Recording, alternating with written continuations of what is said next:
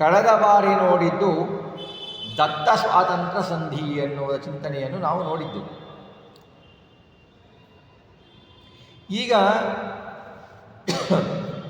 ಸ್ವಗತ ಸ್ವಾತಂತ್ರ್ಯ ಸಂಧಿ, ಸರ್ವ ಸ್ವಾತಂತ್ರ್ಯ ಸಂಧಿ ಅನ್ನುವ ಇನ್ನೂ 2 ಸ್ವಾತಂತ್ರ್ಯ ಸಂಧಿಗಳಿವೆ. ಈ ಚಿಂತನೆಗಳನ್ನು ನಾವು ಯಥಾಶಕ್ತಿ ಯಥಾಮತಿ ಮಾಡೋಣ. ಅಂದರೆ ನೋಡಿ, ಜಗನ್ನಾಥದಾಸರು ಈ ದತ್ತ ಸ್ವಾತಂತ್ರ್ಯ ಸಂಧಿ, ಸ್ವಗತ ಸ್ವಾತಂತ್ರ್ಯ ಸಂಧಿ ಹಾಗೂ ಸರ್ವ ಸ್ವಾತಂತ್ರ್ಯ ಇವೆಲ್ಲವೂ ವಿಷ್ಣು ರಹಸ್ಯದ ಗ್ರಂಥದಲ್ಲಿ ಬಂದಿರುವವು. ಯಥಾವತ್ತಾಗಿ ಅನುವಾದ ಮಾಡಿದ್ದಾರೆ. ನಮ್ಮ ಮೇಲಿನ ಅನುಗ್ರಹಕ್ಕಾಗಿ ಜಗನ್ನಾಥದಾಸವರೆಂಡೆ. ಅಂದರೆ ಇದರಲ್ಲಿ ನಾವು ಸ್ವಲ್ಪ ಅವಲೋಕನ ಮಾಡಿದರೆ ದತ್ತ ಸ್ವಾತಂತ್ರ್ಯದ ಕಾರ್ಯಗಳು ಏನು? ನಾವು ತ್ರಿವಿಧ ಜೀವರಿದ್ದೇವೆ. ತ್ರಿವಿಧ ಜೀವರ ಲಿಂಗದೇಹಗತ, ಲಿಂಗದೇಹದೊಳಗಿರುವ ಸೂಕ್ಷ್ಮ ಮನ ಆದಿಗಳ ದ್ವಾರ ಸ್ಥೂಲ ದೇಹಗತ ಮನಾದಿಗಳೊಂದಿಗೆ ಸೇರಿಕೊಂಡು ಸಾಧನಾವಸ್ಥೆಯಲ್ಲಿ ಜೀವನ ಯತ್ನವಿದಲ್ಲಿ ಯತ್ನಾದಿಗಳಿಗೆ ಕಾರಣವಾಗಿ, ಅಂದರೆ ಹೇತುವಾಗಿ ಅಹಂ ಮಮತಾದಿಗಳಿಂದ ಕೂಡಿದ ನಾನಾ ಕಾರ್ಯಗಳಿಗೆ ನಿಷ್ಪತ್ತಿಗೆ ಕಾರಣವಾಗುವುದು ಯಾವುದೋ ಅದು ದತ್ತ ಸ್ವಾತಂತ್ರ್ಯದ ಕಾರ್ಯಗಳು ಅಂತ ತಿಳಿದುಕೊಳ್ಳಬೇಕು. ಸ್ವಗತ ಸ್ವಾತಂತ್ರ್ಯದ ಕಾರ್ಯ ಏನಂದರೆ ತ್ರಿವಿಧ ಜೀವರ ಪಕ್ವಗಳ ಸ್ಥಿತಿ. ಮೊದಲನೆಯದು ಅಪಕ್ವ ಸ್ಥಿತಿ, ಎರಡನೆಯದು ಪಕ್ವಗಳ ಸ್ಥಿತಿ. ಪಕ್ವಗಳ ಸ್ಥಿತಿಗಳಲ್ಲಿ ಪಾರತ್ರಿಕ ಫಲಸಾಧನ ವಿಷಯಗಳಿಗೆ ಹೇತುವಾಗಿದೆ ಸ್ವಗತ ಸ್ವಾತಂತ್ರ್ಯ. ಇನ್ನು ಸರ್ವ ಸ್ವಾತಂತ್ರ್ಯ, ಮುಂದೆ ಬರುವುದು ಸರ್ವ ಸ್ವಾತಂತ್ರ್ಯ. ಸರ್ವ ಸ್ವಾತಂತ್ರ್ಯ ಏನಪ್ಪ ಅಂದರೆ ತ್ರಿವಿಧ ಜೀವರ ಪಕ್ವದಶೆಯಲ್ಲಿ ಸ್ವಸ್ವರೂಪ, ಅವನ ಜೀವನ ಸ್ವಸ್ವರೂಪ ಆವಿರ್ಭಾವವೆಂಬ ಫಲಕ್ಕೆ ಕಾರಣವಾದ ಕಾರ್ಯನಿಷ್ಪತ್ತಿಗೆ ಈ ಸರ್ವ ಸ್ವಾತಂತ್ರ್ಯ ಸಂಧಿ ಕಾರಣವಾಗಿದೆ. ಅಂದರೆ ಜೀವರಿಗೆ ಸರ್ವವೂ ಶ್ರೀಹರಿಯ ಅಧೀನ ಎಂಬ ಜ್ಞಾನಯುಕ್ತವಾದ ಇಷ್ಟ ಸಂಪಾದಕ ಪ್ರವೃತ್ತಿಗೆ ಹೇತುವಾಗಿದೆ ಸರ್ವ ಸ್ವಾತಂತ್ರ್ಯ ಸಂಧಿ ಅನ್ನುವುದನ್ನು ನಾವು ತಿಳಿದುಕೊಳ್ಬೇಕು. ಇದರ ಪಲ್ಲವಿಯಲ್ಲಿ ಹೇಳ್ತಾರೆ, ಸ್ವಗತ ಸ್ವಾತಂತ್ರ್ಯ ಗುಣವ ಹರಿ ತೆಗೆದು ಬ್ರಹ್ಮಾದ್ಯರಿಗೆ ಕೊಟ್ಟನು, ಭೃಗುಮುನಿಪ ಪೇಳಿದನು ಇಂದ್ರದ್ಯುಮ್ನ ಕ್ಷಿತಿಪರಿಗೆ.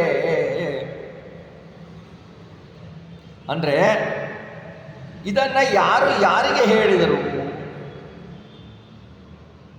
ತನ್ನ ಸ್ವಗತ, ತನ್ನಲ್ಲಿ ಇರುವ ಅನಂತ ಅಗಣಿತ ಸ್ವಾತಂತ್ರ್ಯವನ್ನು ಅದರಲ್ಲಿ ಕೆಲವು ಭಾಗವನ್ನು ತೆಗೆದು ಹರಿ ಬ್ರಹ್ಮಾದ್ಯರಿಗೆ ಕೊಟ್ಟ ಅಂತ ಯಾರು ಹೇಳಿದರು?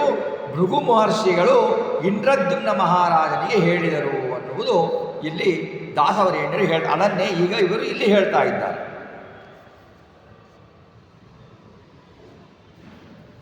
ಇಲ್ಲಿ ಹೇಳ್ತಾರೆ, ಪರಮವಿಷ್ಣು ಸ್ವತಂತ್ರ ಮಾಯಾತರುಣಿ ವಕ್ಷಸ್ಥಳ ನಿವಾಸಿಯೋ ಸರಸಿಜೋದ್ಭವ ಪ್ರಾಣರೀರ್ವರು ಸಚಿವರೆನಿಸುವರು, ಸರ್ವಕರ್ಮಗಳಲ್ಲಿ ತತ್ಪ್ರಿಯ ದುರ್ಗಭೂಷಣ ಅಹಂಕೃತಿತ್ರಯಕರ ಸುವಮರೇಂದ್ರಾರ್ಕ ಇಂದ್ರಿಯ ಪರಿಣಿಪವರು.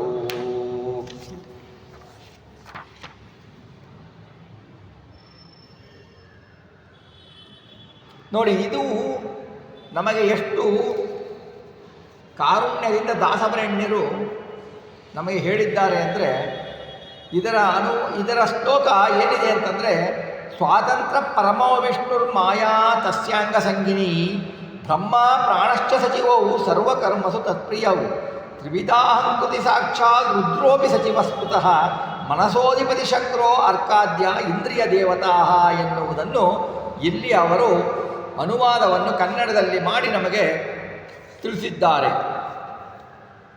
ಪರಮವಿಷ್ಣು ಸ್ವತಂತ್ರ, ಪರಮಃ ಯಾರು? ಪರಮ ಅಂದರೆ ಯಾರು? ಭಗವಂತ. ಅವನಿಗೆ ಸಮರು ಯಾರೂ ಇಲ್ಲ, ಅವನಿಗೆ ಸಮರು ಯಾರೂ ಇಲ್ಲ ಅಂದಮೇಲೆ ಹೆಚ್ಚಿಗೆ ಯಾರೂ ಇರೋದಿಲ್ಲ. ಪರಮ ಅನ್ನುವರು ಯಾರು? ಭಗವಂತ. ಅವನು ಯಾರು? ಪರಮ ವಿಷ್ಣು ಸ್ವತಂತ್ರ. ಅವನು ಸ್ವತಂತ್ರ, ಯಾರ ಅಧೀನನೂ ಅಲ್ಲ.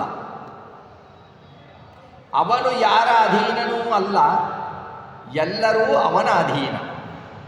ಇದು ಪರಮ ವಿಷ್ಣು ಸ್ವತಂತ್ರ.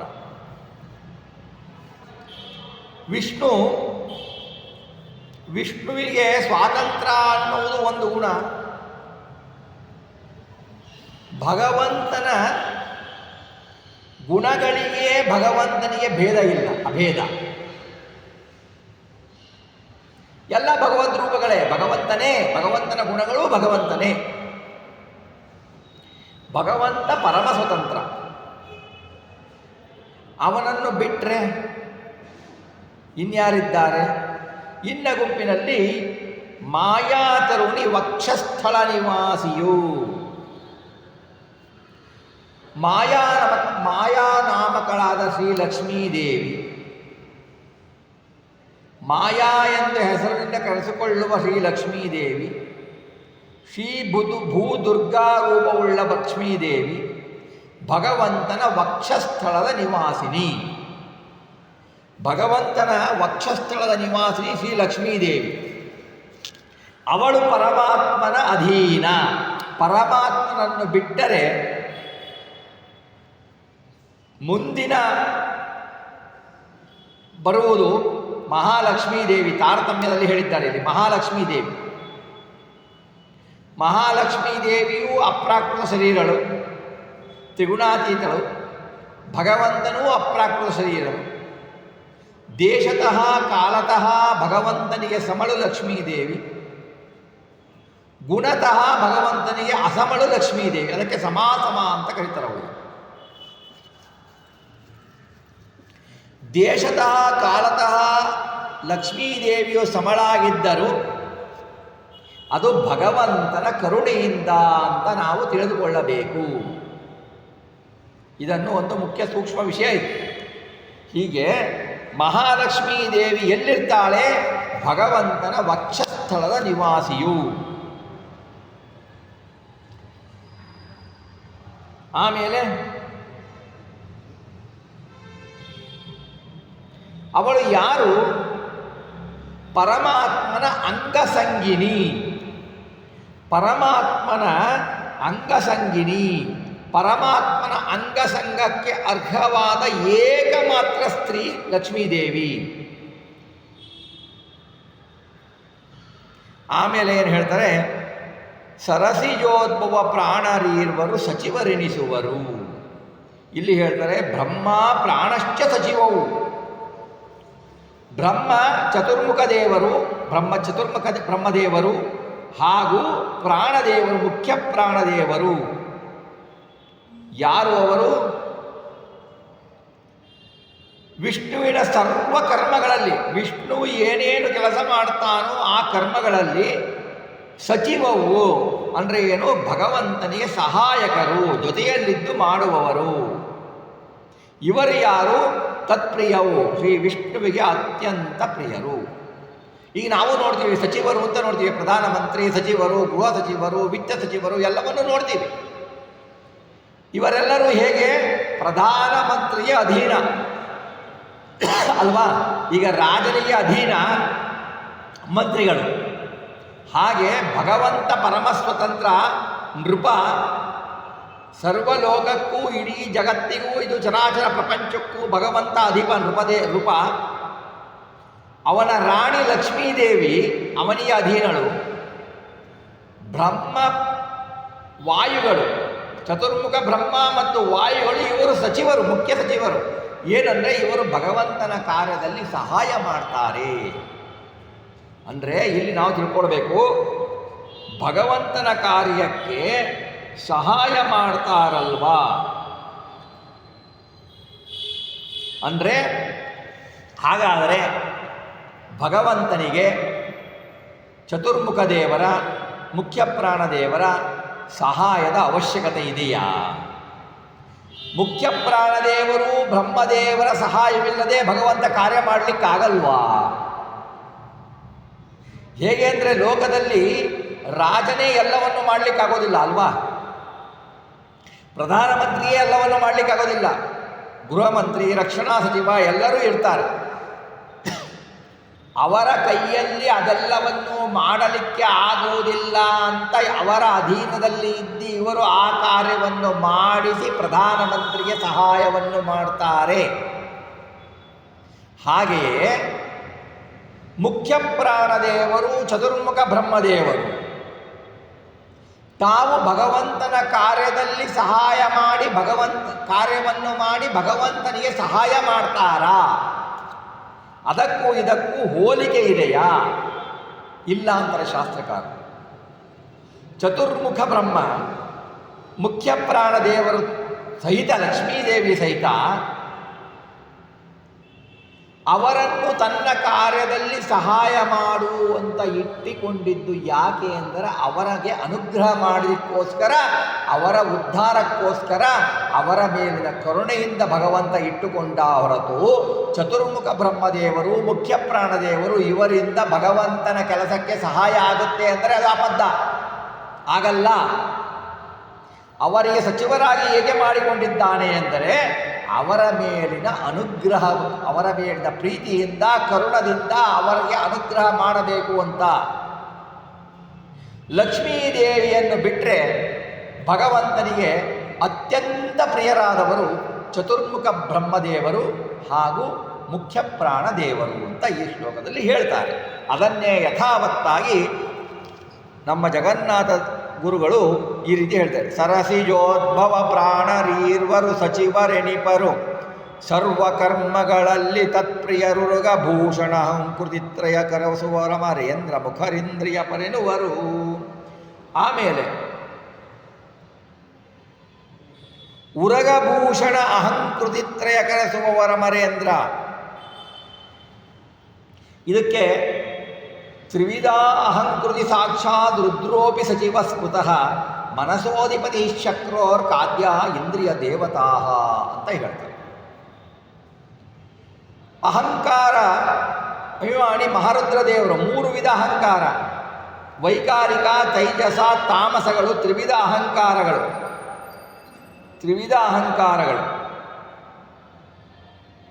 ಈ ಅಹಂಕಾರ ತತ್ವಕ್ಕೆ ಅಭಿಮಾನಿಯಾದ ಸಾಕ್ಷಾತ್ ಸ್ವಯಂ ರುದ್ರದೇವರು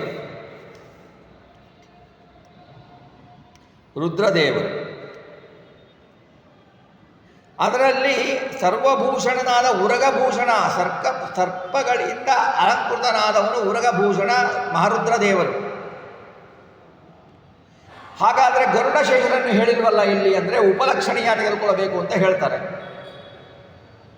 ವೈಕಾರಿಕ ಅಹಂಕಾರಕ್ಕೆ ಶೇಷದೇವರು, ತೈಜಸ ಅಹಂಕಾರಕ್ಕೆ ಗರುಡದೇವರು, ತಾಮಸ ಅಹಂಕಾರಕ್ಕೆ ಮಹಾರುದ್ರದೇವರು. ಈ ಪ್ರಕಾರ 3 ಮಂದಿ ಅಭಿಮಾನಿಗಳು.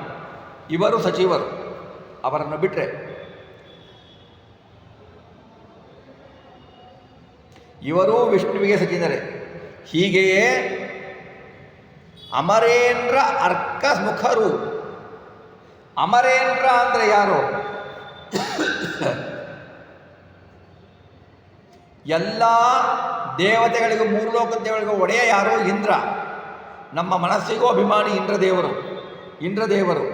ಆಮೇಲೆ ಅರ್ಕ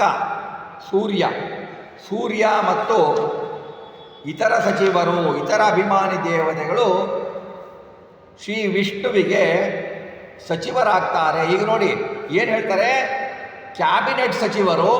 ಈಗ ನಮ್ಮ ಲೌಕಿಕದಲ್ಲಿ ತಗೊಂಡ್ರೆ ಕ್ಯಾಬಿನೆಟ್ ಸಚಿವರು, ಅವರ ಕೆಳಗಡೆ ಮತ್ತೆ ಸಚಿವರು ಬರ್ತಾರಲ್ವಾ, ಕ್ಯಾಬಿನೆಟ್ ದರ್ಜೆಯ ಸಚಿವರು, ಅವರ ಕೆಳಗಡೆಗೆ ಮತ್ತೆ ಸ್ಟೇಟ್ ಲೆವೆಲ್ ಬರ್ತಾರೆ, ಅವರ ಕೆಳಗಡೆ ಇರ್ತಾರೆ ಇವರು. ಹಾಗೆ ಬ್ರಹ್ಮ ಮುಖ್ಯ ಪ್ರಾಣದೇವರು ಕ್ಯಾಬಿನೆಟ್ ಸಚಿವರು, ಅವರ ಕೆಳಗೆ ಸ್ಟೇಟ್ ಲೆವೆಲ್ ಸಚಿವರು ಯಾರು? ಗರುಡ, ಶೇಷ, ರುದ್ರ, ಇಂದ್ರ, ಕಾಮ ಇವರೆಲ್ಲ ಬರ್ತಾರೆ. ಇವರುಗಳು ಸಚಿವರೆನಿಪರು ಭಗವಂತನ ಕಾರ್ಯಕ್ಕೆ ಸಹಾಯಕರಾಗ್ತಾರೆ. ಅಂದರೆ ಭಗವಂತನ ಕಾರ್ಯಕ್ಕೆ ನೇರ ಸಹಾಯಕರು ಚತುರ್ಮುಖ ಬ್ರಹ್ಮ ಪ್ರಾಣದೇವ, ಮುಖ್ಯ ಪ್ರಾಣದೇವ. ಅವರ ದ್ವಾರ, ಅವರ ಮೂಲಕ ಇವರು ಭಗವಂತನ ಕಾರ್ಯಕ್ಕೆ ಸಹಾಯಕರಾಗುವ ಸಚಿವರು ಯಾರು ಅಂದರೆ ಗರುಡ, ಶೇಷ, ರುದ್ರ, ಇಂದ್ರ ಮೊದಲಾದ ದೇವತೆಗಳು ಅಂತ ತಿಳ್ಕೊಳ್ಬೇಕು.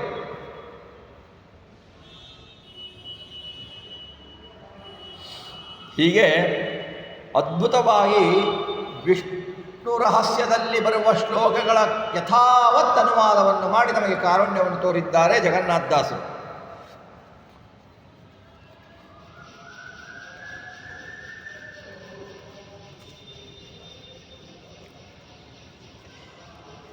ಪರಮಾತ್ಮನಿಗೆ ಅತ್ಯಂತ ಪ್ರಿಯರಾದವರು ಮುಖ್ಯ ಪ್ರಾಣದೇವರು, ಚತುರ್ಮುಖ ದೇವರು ಲಕ್ಷ್ಮಿಯನ್ನು ಬಿಟ್ಟು. ಅವರಿಗೆ ಅತ್ಯಂತ ಪ್ರಿಯರಾದವರು ಗರುಡಶೇಷ ರುದ್ರದೇವರು, ಇಂದ್ರದೇವರು, ಇವರೆಲ್ಲ ತಾರತಮ್ಯಾನುಸಾರವಾಗಿ. ಹಾಗೆ ಇವರೆಲ್ಲರೂ ಭಗವಂತನಿಗೆ ಅತ್ಯಂತ ಪ್ರಿಯರು. ಹೇಗೆ? ಮುಖ್ಯ ಪ್ರಾಣದ ದ್ವಾರ. ಭಗವಂತನಿಗೆ ನಾವು ಪ್ರಿಯರಾಗುವುದು ಯಾವಾಗ? ಮುಖ್ಯ ಪ್ರಾಣದ ಪಾದವನ್ನು ಹಿಡಿದು ಅವನ ಮೇಲೆ ಭಕ್ತಿ ತೋರಿದಾಗ. ಗುರು ಒಲಿದರೆ ಹರಿ ಒಲಿವ, ಗುರು ಮುನಿದರೆ ಹರಿ ಮುನಿವ. ಹಾಗೆ ಮುಖ್ಯ ಪ್ರಾಣದೇವರ ದ್ವಾರ ಗರುಡಶೇಷ ಅಮರೇಂದ್ರರು ಭಗವಂತನಿಗೆ ಪ್ರೀತಿಪಾತ್ರರಾಗ್ತಾರೆ. ಅಂದರೆ ಭಗವಂತನ ಪ್ರೀತಿಗೋಸ್ಕರವಾಗಿ ಕರ್ಮವನ್ನು ಮಾಡ್ತಾರೆ ಹೊರತು ಅನ್ಯ ಕರ್ಮ ಆಸಕ್ತರಹಿತರು ಇವರೆಲ್ಲ. ಮುಂದೆ ಹೇಳ್ತಾರೆ, ಮುಂದಿನ ಪದ್ಯದಲ್ಲಿ ಬರೇ ದೇವತೆಗಳಲ್ಲ, ಮುಂದಿನ ಪದ್ಯದಲ್ಲಿ ಹೇಳ್ತಾರೆ, ಈ ದಿವೌಕಸರಂತೆ ಕಲಿ ಮೊದಲಾದ ದೈತ್ಯರು ಸರ್ವದೇಹದಿ ತೋದಕರು ತಾವಾಗಿ ವ್ಯಾಪಾರಗಳ ಮಾಡುವರು. ವೇದನಂದದಿ ಕಲಿಯ ಅಹಂಕಾರಾಧಿಪಾಧಮ ಮಧುಕೈಟಭ ಕ್ರೋಧಿ ಶಂಬರ ಮುಖರು ಮನಸ್ಸಿಗೆ ಸ್ವಾಮಿ ಎನಿಸುವರು.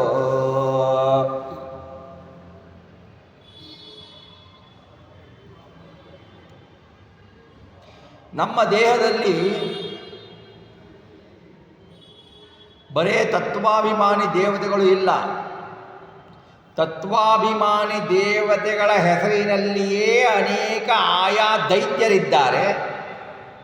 ನಾವು ಏನು ತತ್ವಾಭಿಮಾನಿ ದೇವತೆಗಳು ನಮ್ಮ ದೇಹದಲ್ಲಿ ಎಷ್ಟು ಜನ ಇದ್ದಾರೋ ಅಷ್ಟೇ ಜನ ದೈತ್ಯರು ಅವರ ಹೆಸರಿನಿಂದಲೇ ಇದ್ದಾರೆ.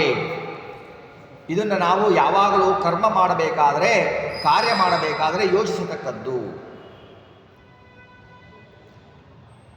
ಯಾರವರು? ಕಲಿ ಮೊದಲಾದ ದೈತ್ಯರು. ಬ್ರಹ್ಮದೇವರು ಹೇಗೆ ನವವಿಧ ಭಕ್ತಿಯನ್ನು ಮಾಡ್ತಾರೋ ಭಗವಂತನ ಬಗ್ಗೆ, ಕಲಿ ನವವಿಧ ದ್ವೇಷವನ್ನು ಮಾಡ್ತಾನೆ.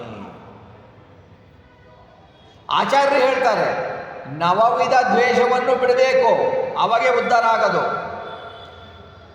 ಬ್ರಹ್ಮದೇವರು ದೇವತೆಗಳಲ್ಲಿ ಹೇಗೆ ಉತ್ತಮರೋ, ಜೀವೋತ್ತಮರೋ, ಅವರು ಭಗವಂತನ ಭಕ್ತಿ ಮಾಡುವುದರಲ್ಲಿ ಜೀವೋತ್ತಮರಾದವರು ವಾಯುದೇವರು ಬ್ರಹ್ಮ ಹೇಗೋ, ಹಾಗೆ ಭಗವಂತನಲ್ಲಿ ದ್ವೇಷ ಮಾಡುವವರಲ್ಲಿ ಅಗ್ರಗಣ್ಯ ಕಲಿ. ಉಳಿದವರೆಲ್ಲ ಅವನ ಕೆಳಗೆ ದ್ವೇಷ ಮಾಡುವವರು, ಅಗ್ರಗಣ್ಯ ಕಲಿ ಆಗ್ತಾನೆ.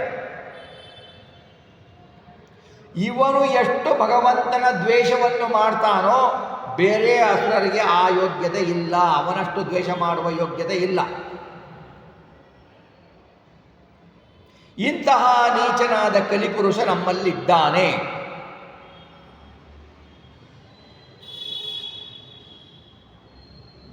ಈ ರಾಕ್ಷಸರು ಏನು ಮಾಡ್ತಾರೆ? ದೈತ್ಯರು ಸಮಸ್ತ ಪ್ರಾಣಿಗಳಲ್ಲಿ, ಪ್ರಪಂಚದ ಸಮಸ್ತ ಚರಾಚರ ಪ್ರಾಣಿಗಳಲ್ಲಿ ಇಂದ್ರಿಯಗಳಿಗೆ ಪ್ರೇರಕರಾಗ್ತಾರೆ. ನಮ್ಮ ಮನಸ್ಸಿಗೆ ಪ್ರೇರಕನು ಯಾರು? ಇಂದ್ರದೇವರು ಅವರಿಗಿಂತ ಉತ್ತಮ ಅಭಿಮಾನಿ ಮಹಾರುದ್ರದೇವರು, ಅವರಿಗಿಂತ ಮುಖ್ಯದ ಅಭಿಮಾನಿ ಮುಖ್ಯ ಪ್ರಾಣದೇವರು. ಹಾಗೆ ನಮ್ಮ ಮನಸ್ಸಿಗೆ ಪ್ರೇರಕರು ಹೇಗೆ ಈ ದೇವತೆಗಳು ಇದ್ದು ಭಗವಂತನ ಬಗ್ಗೆ ನಮಗೆ ಸನ್ಮಾರ್ಗವನ್ನು ತೋರಿಸ್ತಾರೋ, ಹಾಗೆ ಅದೇ ಹೆಸರಿನ ದೈತ್ಯರು, ರಾಕ್ಷಸರು, ಅವರು ಇದ್ದು ನಮಗೆ ಕೆಟ್ಟ ಮನಸ್ಸುಗಳನ್ನು, ಕೆಟ್ಟ ಕೆಲಸಗಳನ್ನು ಮಾಡಲು, ಭಗವಂತನ ಬಗ್ಗೆ ದ್ವೇಷವನ್ನು ಮಾಡಲು, ಭಗವಂತನ ಬಗ್ಗೆ ವಿಪರೀತ ಜ್ಞಾನವನ್ನು ತಿಳಿಯಲು, ಭಗವಂತನ ಬಗ್ಗೆ ಅಸಡ್ಡೆಯನ್ನು ಮಾಡಲು ನಮಗೆಲ್ಲ ಮನಸ್ಸಿಗೆ ಪ್ರೇರಕರಾಗುವವರು ಯಾರು? ಇವರೇ ಕಲಿ ಮೊದಲಾದ ದೈತ್ಯರು.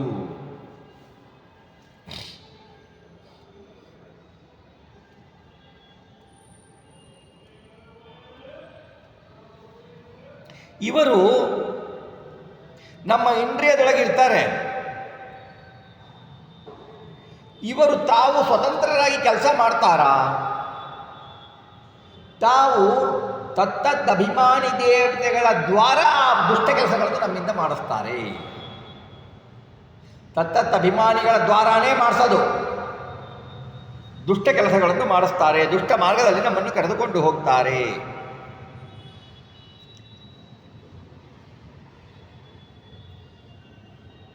ಹಾಗೆ ಅಂತರ್ನಿಯಾಮಕರಾಗಿ ಜೀವರಿಗೆ ನಿಯಾಮಕರಾಗುತ್ತಾರೆ.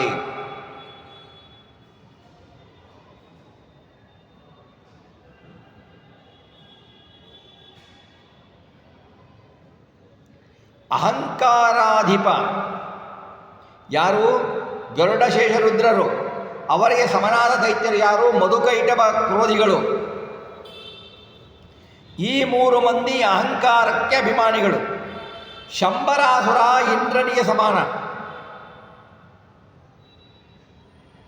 ಈ ಶಂಬರಾಸುರ ಆಗಲಿ, ಅನೇಕ ಮಂದಿ ದೈತ್ಯರು, ಇವರೆಲ್ಲ ಏನಾಗಲಿ ಭಗವಂತನ ಬಗ್ಗೆ ವಿಪರೀತ ಜ್ಞಾನವನ್ನು ಕೊಡ್ತಾರೆ, ಭಗವಂತನ ಬಗ್ಗೆ ದ್ವೇಷ ಹುಟ್ಟುವ ಹಾಗೆ ಮಾಡ್ತಾರೆ, ನಮ್ಮ ಕಾರ್ಯಗಳು ಭಗವಂತನ ಕಡೆಗೆ ವಿಮುಖವಾಗುವ ಹಾಗೆ ಮಾಡ್ತಾರೆ.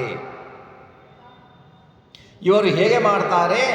ದೇವತೆಗಳ ದ್ವಾರ ಮಾಡಿಸ್ತಾರೆ, ದೇವತೆಗಳ ದ್ವಾರ ಮಾಡ್ತಾರೆ, ದೇವತೆಗಳ ಮುಖಾಂತರವಾಗಿ ಮಾಡ್ತಾರೆ. ಮುಂದೆ ಅದರ ವಿಷಯ ಬರುತ್ತೆ. ಇದನ್ನು ಹೇಳ್ತಾರೆ ಬ್ರಹ್ಮ ವಿಷ್ಣುರಾಸದಲ್ಲಿ, ಏವಮೇವ ಹಿ ಕಲ್ಯಾದ್ಯ ಸರ್ವದೇಶೇಷು ದೇಹೇಶು ಸಂಸ್ಥಿತಾಃ ಬ್ರಹ್ಮವಚ್ಚಕಲಿಸ್ತೇಷಾಂ ಬಂಧಕೋಹಂ ಕೃತಿ ಸ್ಮೃತಃ ಮಧುಕೈಟಭ ಮುಖ್ಯಾಶ್ಚ ಶಂಬರಾಧ್ಯ ಮನೋದಿಗಾಃ ಅನ್ಯೇಪಿ ದೇವದೈತ್ಯಾಸ್ತು ತತ್ತಿಂದ್ರಿಯಮಾನಿನಃ.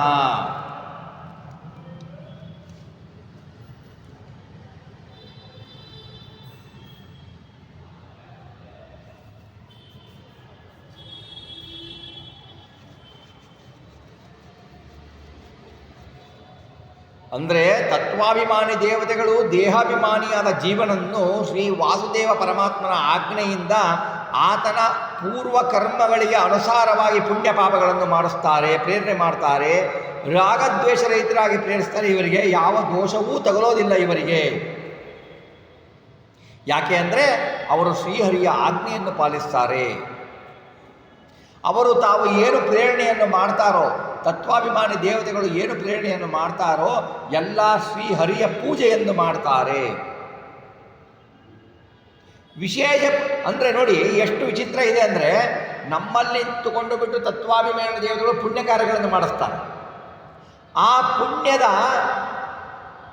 ಅಧಿಕ ಫಲವನ್ನು ಅಭಿಮಾನಿ ದೇವತೆಗಳು ತಗೊಳ್ತಾರೆ, ಸ್ವಲ್ಪ ಫಲವನ್ನು ನಮ್ಮ ಕರ್ಮಾನುಸಾರವಾಗಿ ನಮಗೆ ಕೊಡ್ತಾರೆ.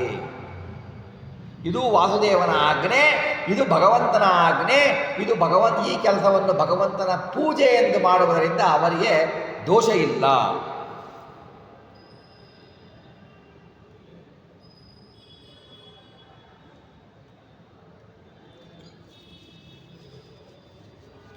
ಹಾಗೆ ನೀವು ಕೇಳಬಹುದು, ಅಲ್ಲ ಪುಣ್ಯಗಳಿಗೂ ಪಾಪಗಳಿಗೂ ದೇವತೆಗಳೇ ತತ್ವಾಭಿಮಾನಿ ದೇವತೆಗಳಿಗೆ ಪ್ರೇರಕರು ಅಂತೀರಾ? ಹಾಗಾದರೆ ದೈತ್ಯರಿಗೆ ಅವಕಾಶವಿಲ್ವಾ?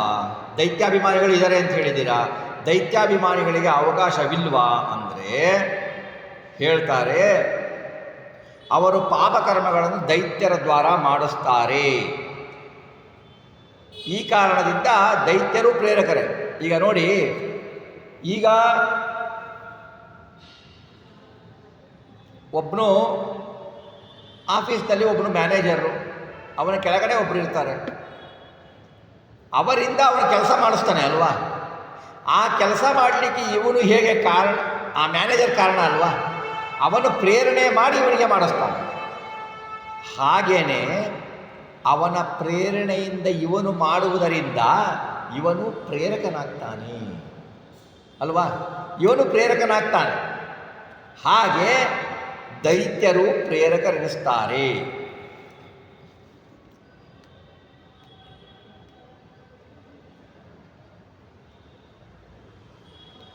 ಹಾಗಾದರೆ ಪುಣ್ಯ ಫಲಗಳನ್ನು ತತ್ವಾಭಿಮಾನಿ ದೇವತೆಗಳು ಅದರ ಬಹುಪಾಲನ್ನು ತೆಗೆದುಕೊಂಡು ಸ್ವಲ್ಪ ಪಾಲನ್ನು ಜೀವರಿಗೆ ಕೊಡ್ತಾರೆ. ಹಾಗೇನೇ ಪಾಪ ಕಾರ್ಯಗಳನ್ನು ನಮ್ಮಿಂದ ಮಾಡಿಸ್ತಾರಲ್ಲ ಅಸುರರು, ಅವರು ಏನು ಮಾಡ್ತಾರೆ? ತತ್ವಾಭಿಮಾನ ದೇವತೆಗಳು ಏನು ಮಾಡ್ತಾರೆ? ಭಗವಂತನ ಪ್ರೇರಣೆಯಿಂದ ಪಾಪಕರ್ಮಗಳ ಮೆಜಾರಿಟಿ ಫಲವನ್ನು, ಬಾಹುಲ್ಯ ಫಲವನ್ನು, ಬಹುವಾದ ಫಲವನ್ನು ದೈತ್ಯರಿಗೆ ಕೊಟ್ಟು ಸ್ವಲ್ಪ ಪಾಪವನ್ನು ಜೀವನಿಗೆ ಕೊಡ್ತಾರೆ. ಆ ಪಾಪದ ಹಿಂಸೆಯನ್ನೇ ನಮಗೆ ತಡೆದುಕೊಳ್ಳಿಕ್ಕಾಗಲ್ಲ ಅಲ್ವಾ? ಆ ಪಾಪಗಳು ನಮ್ಮ ಯೋಗ್ಯತೆ ಅನುಸಾರವಾಗಿ ನಮಗೆ ಕೊಡ್ತಾರೆ.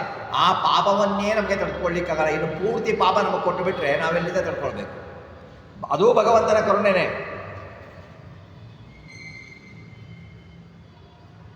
ಇದನ್ನು ಪ್ರಮಾಣ ಏನ್ರಿ? ನೀವು ಬರೀ ಇದನ್ನು ಹೇಳ್ತಾ ಇದ್ದೀರಾ, ನಿಮಗೆ ಬೇಕಾದಂಗೆ ನೀವು ಹೇಳ್ತೀರಾ ಅಂದರೆ ಭಾಗವತ ತಾತ್ಪರ್ಯ ವಾಕ್ಯಗಳಲ್ಲಿ ಇದಕ್ಕೆ ಪ್ರಮಾಣ ಇದೆ. ಶ್ರೀಮದ್ ಆನಂದ ತೀರ್ಥಾಚಾರ್ಯರು ಹೇಳ್ತಾರೆ.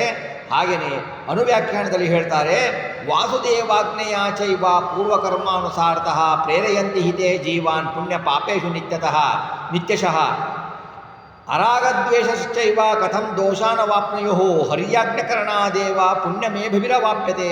ಈ ಮೇಲಿನ ಪ್ರಮಾಣಗಳು ಅನುವ್ಯಾಖ್ಯಾನದ ವಾಕ್ಯಗಳು, ಶ್ರೀಮದ್ ಆನಂದ ತೀರ್ಥ ಗುರುಗಳ ವಾಕ್ಯಗಳು ಇವು ಪ್ರಮಾಣ ಎಂದು ಗ್ರಹಿಸಲ್ಪಡುತ್ತದೆ.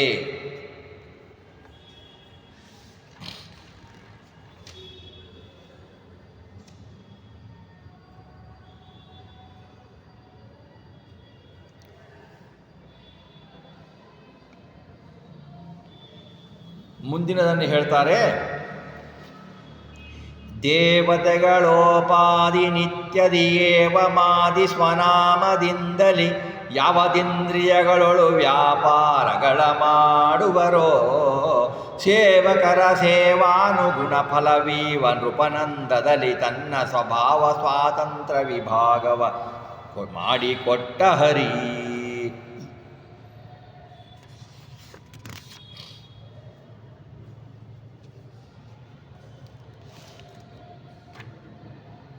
ನಾವು ಏನು ಪ್ರತಿ ಜೀವರು ಏನು ಪ್ರತಿದಿನದಲ್ಲಿ ನಾವು ಏನು ಕಾರ್ಯವನ್ನು ಮಾಡ್ತೀವೋ, ನಮ್ಮ ಇಂದ್ರಿಯ ನಿಯಾಮಕರಾದ ದೇವತೆಗಳು, ಅವರ ಹಾಗೆಯೇ ದೇವತಾ ನಾಮ ಅವರವರ ನಾಮದಿಂದ ಕರೆಸಿಕೊಳ್ಳುವ ದೈತ್ಯರು ರುಜುಗುಣಗಳನ್ನು ಬಿಟ್ಟು ವ್ಯತಿರಿಕ್ತ ಸಮಸ್ತ ಪ್ರಾಣಿಗಳು ಅವರ ಇಂದ್ರಿಯಗಳೊಳಗೆ ನಿಂತು ಬಿಟ್ಟು ವ್ಯಾಪಾರವನ್ನು ದೈತ್ಯರು ಮಾಡಿಸ್ತಾರೆ. ದೈತ್ಯರ ದ್ವಾರ ಮಾಡಿಸ್ತಾರೆ. ಅವರು ಆ ಕಾರ್ಯಕ್ಕೆ ದೇವತಾ ನಿಯಾಮಕದಿಂದ ಮಾಡ್ತಾರೆ. ತದ್ವಾರ ಜೀವ ದೇಹದಿಂದ ಮಾಡ್ತಾನೆ. ಅಂದರೆ ಸತ್ಕಾರ್ಯವನ್ನು ಪರಮಾತ್ಮ ದೇವತೆಗಳ ದ್ವಾರ ಮಾಡಿಸ್ತಾನೆ, ದುಷ್ಕಾರ್ಯವನ್ನು ಪರಮಾತ್ಮ ದೇವತೆಗಳ ದ್ವಾರ ದೈತ್ಯರಿಗೆ ನಿಯಾಮನ ಮಾಡಿ ಅವರ ದ್ವಾರ ಮಾಡಿಸ್ತಾನೆ. ತದ್ವಾರ ಜೀವ ಮಾಡ್ತಾನೆ. ಜೀವ ನೋಡಿ ತಾನು ಪಾಪಕರ್ಮಗಳನ್ನು ಮಾಡಬೇಕು ಅಂತಂದ್ರೂ ದೈತ್ಯರ ಪ್ರೇರಣೆ ಬೇಕು, ಪುಣ್ಯಕರ್ಮಗಳನ್ನು ಮಾಡಬೇಕಂದ್ರೂ ದೇವತೆಗಳ ಪ್ರೇರಣೆ ಬೇಕು. ಅವರಿಗೆಲ್ಲ ಏನು ಬೇಕು? ಭಗವಂತ ವಿಷ್ಣುವಿನ ಪ್ರೇರಣೆ ಬೇಕು. ಮುಖ್ಯ ಸ್ವತಂತ್ರ ಅವನು. ನಮ್ಮ ಕರ್ತೃತ್ವ ಏನೂ ಇಲ್ಲ ಅನ್ನೋದನ್ನು ಇದು ತೋರಿಸ್ತಾರೆ. ಸ್ವಲ್ಪ ಕರ್ತೃತ್ವ ಇರುತ್ತೆ ನಮಗೆ, ಭಗವಂತನ ಅಧೀನದ ಕರ್ತೃತ್ವ ಇರುತ್ತೆ.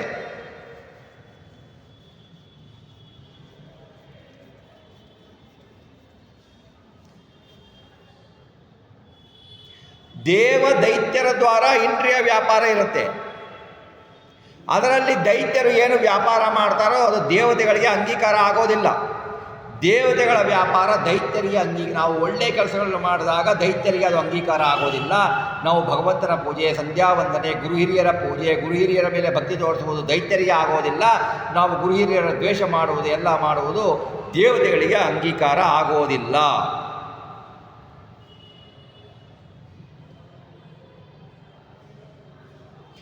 ಇವರು ಏನಪ್ಪ ಹಾಗಾದರೆ? ನಾವು ಜೀವರು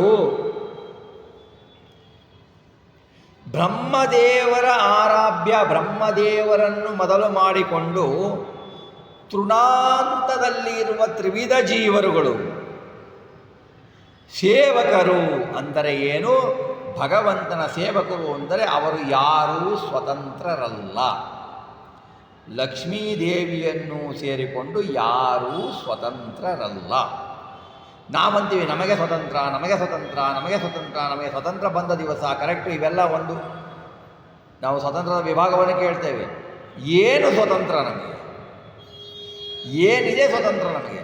ನಮ್ಮ ಉಸಿರಾಟವೂ ನಮ್ಮ ಕೈಯಲ್ಲಿಲ್ಲ. ಸ್ವತಂತ್ರ ಏನು ಬಂತು?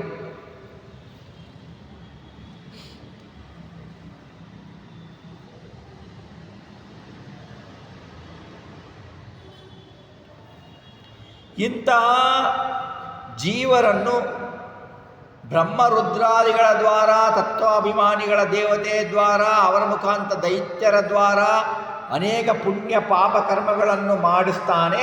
ಇದು ಭಗವಂತನ ಇಚ್ಛೆಯ. ಭಗವಂತ ಹೀಗೆ ಮಾಡಿದರೆ ಅವನು ತಾರತಮ್ಯ ಮಾಡಿದಾಗ ಆಗೋದಿಲ್ವಾ? ಭೇದ ಮಾಡಿದಾಗ ಆಗೋದಿಲ್ವಾ? ನಾವಂತೀವಲ್ಲ ತಾರತಮ್ಯ ಮಾಡಬಾರ್ದು, ಅವನು ಒಂದೇ ಇವನು ಒಂದೇ, ಇವನು ಒಂದೇ ಅವನು ಒಂದೇ. ಎಲ್ಲಿ ಇಲ್ಲರಿ ತಾರತಮ್ಯ? ಅವರವರ ಭಗವಂತ ತಾರತಮ್ಯ ಮಾಡೋದಿಲ್ಲ. ಯಾಕೆ? ಅವರವರ ಯೋಗ್ಯತೆಯ ಅನುಸಾರವಾಗಿ ಅವರವರಿಗೆ ಪುಣ್ಯ ಪಾಪಗಳನ್ನು ಕೊಡ್ತಾನೆ. ಈಗ ನಾವು ಎಕ್ಸಾಮ್ನಲ್ಲಿ 90% 99% ತಗೊಂಡವನು ಒಂದೇ, 30% 20% ತಗೊಂಡವನು ಒಂದೇ ಅಂದರೆ ಹೆಂಗಾಗತ್ತೆ? ಅಥವಾ ಆಫೀಸ್ನಲ್ಲಿ ಡೈರೆಕ್ಟ್ರು ಒಂದೇ, ಅಲ್ಲಿರುವ ಕಸ ಬಳಿಯ ಪ್ಯೂನು ಒಂದೇ ಎಂದು ಪ್ಯೂನು ಬಿಟ್ಟು ಡೈರೆಕ್ಟ್ರ ಆಸನದಲ್ಲಿ ಕೂಡ್ಲಿಕ್ಕಾಗತ್ತಾ? ನಾನು ನೀನು ಒಂದೇ ತಾರತಮ್ಯ ಮಾಡಬಾರ್ದು. ಅಂದರೆ ಅವರ ಯೋಗ್ಯತೆ, ಅವರ ಸಾಧನೆ ಬೇರೆ, ನಿನ್ನ ಸಾಧನೆ ಬೇರೆ. ನಮ್ಮ ಸಾಧನೆ ಏನಿದೆಯಲ್ಲ, ನಮ್ಮ ಸಾಧನೆಯಲ್ಲಿ ಸಮಾನರಾದವರಲ್ಲಿ ತಾರತಮ್ಯ ಮಾಡಿದರೆ ಅದು ದೋಷ. ಈಗ ನಾವು ತಾರತಮ್ಯ ಮಾಡೋಲ್ಲ. ಅದು ತಾರತಮ್ಯ ಎಲ್ಲಿ ಇಲ್ಲ, ಎಲ್ಲ ಕಡೆಯೂ ಇರಲೇಬೇಕು. ಅದು ಇಲ್ಲದೆ ಜೀವನ ಇಲ್ಲ. ಒಬ್ಬರು ಪ್ರಧಾನಮಂತ್ರಿನೂ ಒಂದೇ, ಒಬ್ಬನು MLA ಒಂದೇ, ಒಬ್ಬನು ಕಾರ್ಪೊರೇಟ್ರು ಒಂದೇ ಆಗ್ಲಿಕ್ಕಾಗತ್ತಾ? ಆಗಲ್ಲ, ಸಾಧ್ಯ ಇಲ್ಲ. ತಾರತಮ್ಯ ಎಲ್ಲ ಕಡೆ ಇದೆ.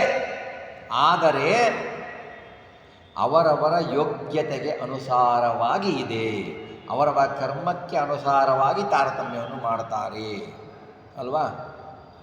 ಹೇಗೆ ಅಧಿಷ್ಠಾನಗಳ ತಾರತಮ್ಯ,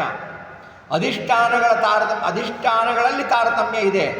ಅಧಿಷ್ಠಾನದಲ್ಲಿ ಇರುವ ಭಗವಂತ ಒಂದೇ. ನಾವು ಸಮಸ್ತ ಪ್ರಾಣಿಗಳನ್ನು ನೋಡ್ತೀವಿ. ಹಸುವಿನಲ್ಲಿ ಇರುವ ಭಗವಂತನೂ ಒಂದೇ, ಶ್ವಾನದಲ್ಲಿ ಇರುವ ಭಗವಂತನೂ ಒಂದೇ, ಸೂಕರನಲ್ಲಿ ಇರುವ ಭಗವಂತನೂ ಒಂದೇ ಅಲ್ವಾ? ಹಾಗಾದರೆ ನಾನು ಹಸುವನ್ನು ಕರೆದುಕೊಂಡು ಬಿಟ್ಟು, ಹಸುವನ್ನು ಕಾಗೆ ನಾಯಿಯನ್ನು ಕಟ್ಟುಬಿಟ್ಟು ಕ್ಷೀರವನ್ನು ಏರಿಸ್ತೀವಾ? ಇಲ್ವಲ್ಲ. ಅಧಿಷ್ಠಾನದಲ್ಲಿ ದೋಷ ಇರುತ್ತೆ ರೀ. ಅಧಿಷ್ಠಾನದಲ್ಲಿ ಯೋಗ್ಯತೆಯ ವ್ಯತ್ಯಾಸ ಇರುತ್ತೆ. ಅಧಿಷ್ಠಾನದಲ್ಲಿರುವ ಅಂತರ್ಗತನಾದ ಪರಮಾತ್ಮನಲ್ಲಿ ಭೇದ ಇಲ್ಲ. ಅಧಿಷ್ಠಾನದ ದೋಷ ಎದ್ದು ಕಾಣುತ್ತೆ ನಮಗೆ. ಹಾಗಾಗಿ ನಾನೂ ಒಂದೇ ನೀನೂ ಒಂದೇ ಅಂದಾಗಲಿಕ್ಕಾಗಲ್ಲ. ಇದು ಶಾಸ್ತ್ರ ಹೇಳೋದು. ಯಾಕೆಂದರೆ ಭಗವಂತ ಒಂದೇ ಆದ ತಕ್ಷಣವೇ ಎಲ್ಲರೂ ಒಂದೇ ಆಗಲಿಕ್ಕೆ ಸಾಧ್ಯನೇ ಇಲ್ಲ. ಭಗವಂತ ಒಂದೇ, ಭಗವಂತನಲ್ಲಿ ಭೇದ ಇಲ್ಲ.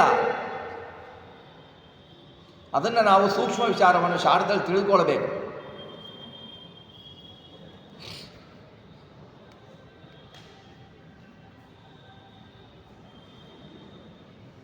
ಅವರವರ ಯೋಗ್ಯತೆಗೆ ಅನುಸಾರವಾಗಿ ಭಗವಂತ ಪರಮಾತ್ಮ ಫಲ ಕೊಡ್ತಾನೆ. ತನ್ನ ಸ್ವಭಾವ ಸ್ವಾತಂತ್ರ್ಯವ ಅಂತ ಹೇಳ್ತಾರೆ ಇಲ್ಲಿ. ಸ್ವಭಾವ ಸ್ವಾತಂತ್ರ್ಯ ಅಂದರೆ ಏನು? ಸ್ವಭಾವ ಸ್ವಾತಂತ್ರ್ಯ, ಸ್ವಾತಂತ್ರ್ಯ ಭಗವಂತನ ಗುಣ. ಅವನು ಯಾಕೆ ಸ್ವತಂತ್ರ ರೀ? ಅವನ ಸ್ವಭಾವ ಅದು. ಬೇರೆಯವರ ಇಚ್ಛೆಯಿಂದ ಬಂದಿದ್ದಲ್ಲ, ಬೇರೆಯವರು ಕೊಟ್ಟು ಬಂದಿದ್ದಲ್ಲ. ಭಗವಂತನ ಸ್ವಭಾವವೇ ಸ್ವಾತಂತ್ರ್ಯ. ಭಗವಂತನ ಗುಣಗಳು, ಭಗವಂತನಿಗೂ ಭೇದ ಇಲ್ಲ. ಅವನು ಗುಣಗಳು ಅವನು ಒಂದೇನೇ ಅಲ್ವಾ? ನೀವು ಹೇಳ್ಬೋದು ಭಗವಂತ ತನ್ನ ಸ್ವಾತಂತ್ರ್ಯದ ಗುಣಗಳನ್ನು ಮುಂದೆ ಬರುತ್ತೆ, ವಿಭಾಗ ಮಾಡ್ತಾನೆ. ವಿಭಾಗ ಮಾಡಿಬಿಟ್ಟು ಬ್ರಹ್ಮದೇವರಿಗೆ ಎಷ್ಟು, ಪ್ರಾಣದೇವರಿಗೆ ಎಷ್ಟು, ರುದ್ರದೇವರಿಗೆ ಎಷ್ಟು ಅಂತ ಕೊಡ್ತಾನೆ. ಆವಾಗ ಆ ಸ್ವಾತಂತ್ರ್ಯ ಕಡಿಮೆ ಆಯಿತಾ? ಇಲ್ಲ. ಅಗಣಿತ ಗುಣ, ಅಗಣಿತ ಅದು. ಯಾಕೆಂದರೆ ಉದಾಹರಣೆ ಕೊಟ್ಟರೆ, ಒಂದು ಬೆಲ್ಲದ ಉಂಡೆ ತೆಗೆದುಕೊಳ್ಳಿ. ಬೆಲ್ಲದ ಉಂಡೆಯಲ್ಲಿ ಒಂದು ಸ್ವಲ್ಪ ತೆಗಿರಿ, ಸಿಹಿ ಕಡಿಮೆ ಆಗತ್ತಾ? ಇಲ್ಲ ಅಲ್ವಾ? ಈ ಬೆಲ್ಲದೆಲ್ಲ ಪೀಸ್ನ ಈ ಏನು ಭಾಗ ತೆಗೆದುಕೊಂಡಿರ್ತೀರೋ ಇದರ ಸಿಹಿನೂ ಒಂದೇ, ಇದರ ಸಿಹಿನೂ ಅಷ್ಟೇ ಅಲ್ವಾ? ಈ ಬೆಲ್ಲ ಸಿಹಿ ಕಡಿಮೆ ಆಯಿತು ಈ ಭಾಗ ತೆಗೆದಿದ್ದರಿಂದ ಅಂತೀರಾ? ಅಲ್ಲ. ಹಾಗೆ ಭಗವಂತನ ಗುಣ ಈ ಭಾಗ ತೆಗೆದ ಅಂತಂದರೆ ಈ ಭಾಗದಲ್ಲಿ ಕಡಿಮೆ ಆಯಿತು ಅಂತಿಲ್ಲ. ಆದರೆ ಒಂದು ವ್ಯತ್ಯಾಸ ಇದೆ. ನೀವು ಯಾವುದು ಲೌಕಿಕ ಗುಣವನ್ನು ತೆಗೆದುಕೊಂಡು ನೀವು ಅದನ್ನು ಸ್ವಲ್ಪ ಭಾಗ ತೆಗೆದರೆ ಆ ಬೆಲ್ಲದ ಉಂಡೆಯ ಪರಿಮಾಣ, ಗುರುತ್ವ, ಭಾರ ಕಡಿಮೆ ಆಗತ್ತಲ್ವಾ? ನೀವು 1 kg ಬೆಲ್ಲದ ಉಂಡೆಯಲ್ಲಿ 1/4 kg ತೆಗೆದರೆ 3/4 kg ವೆಯ್ಟ್ ಬರುತ್ತಲ್ವಾ ಅದು? ಆದರೆ ಭಗವಂತನ ಗುಣಗಳಲ್ಲಿ ಒಂದು ಗುಣ ತೆಗೆದ ಅಂದರೆ ಆ ಗುಣದಲ್ಲಿ ವೆಯ್ಟ್ ಅದಷ್ಟೇ ಇರುತ್ತೆ, ಅದು ಭಾಗ ಆಗಲಿಕ್ಕೆ ಸಾಧ್ಯನೇ ಇಲ್ಲ. ಆ ಭಾಗಕ್ಕಾಗಿ ದೇಹದ ವ್ಯಾಪಾರಕ್ಕೋಸ್ಕರ ಅವನು ಭಾಗವನ್ನು ಮಾಡ್ತಾನೆ ಹೊರತನು ಆ ಭಾಗ ಮಾಡಿದ ತಕ್ಷಣ ಅವನಲ್ಲಿರುವ ಸ್ವಾತಂತ್ರ್ಯ ಗುಣಗಳು ಕಡಿಮೆ ಆಯಿತು ಅಂತ ಅಲ್ಲ ಅಂತ ಹೇಳಿಬಿಟ್ಟು ತಿಳಿಸ್ತಾರೆ.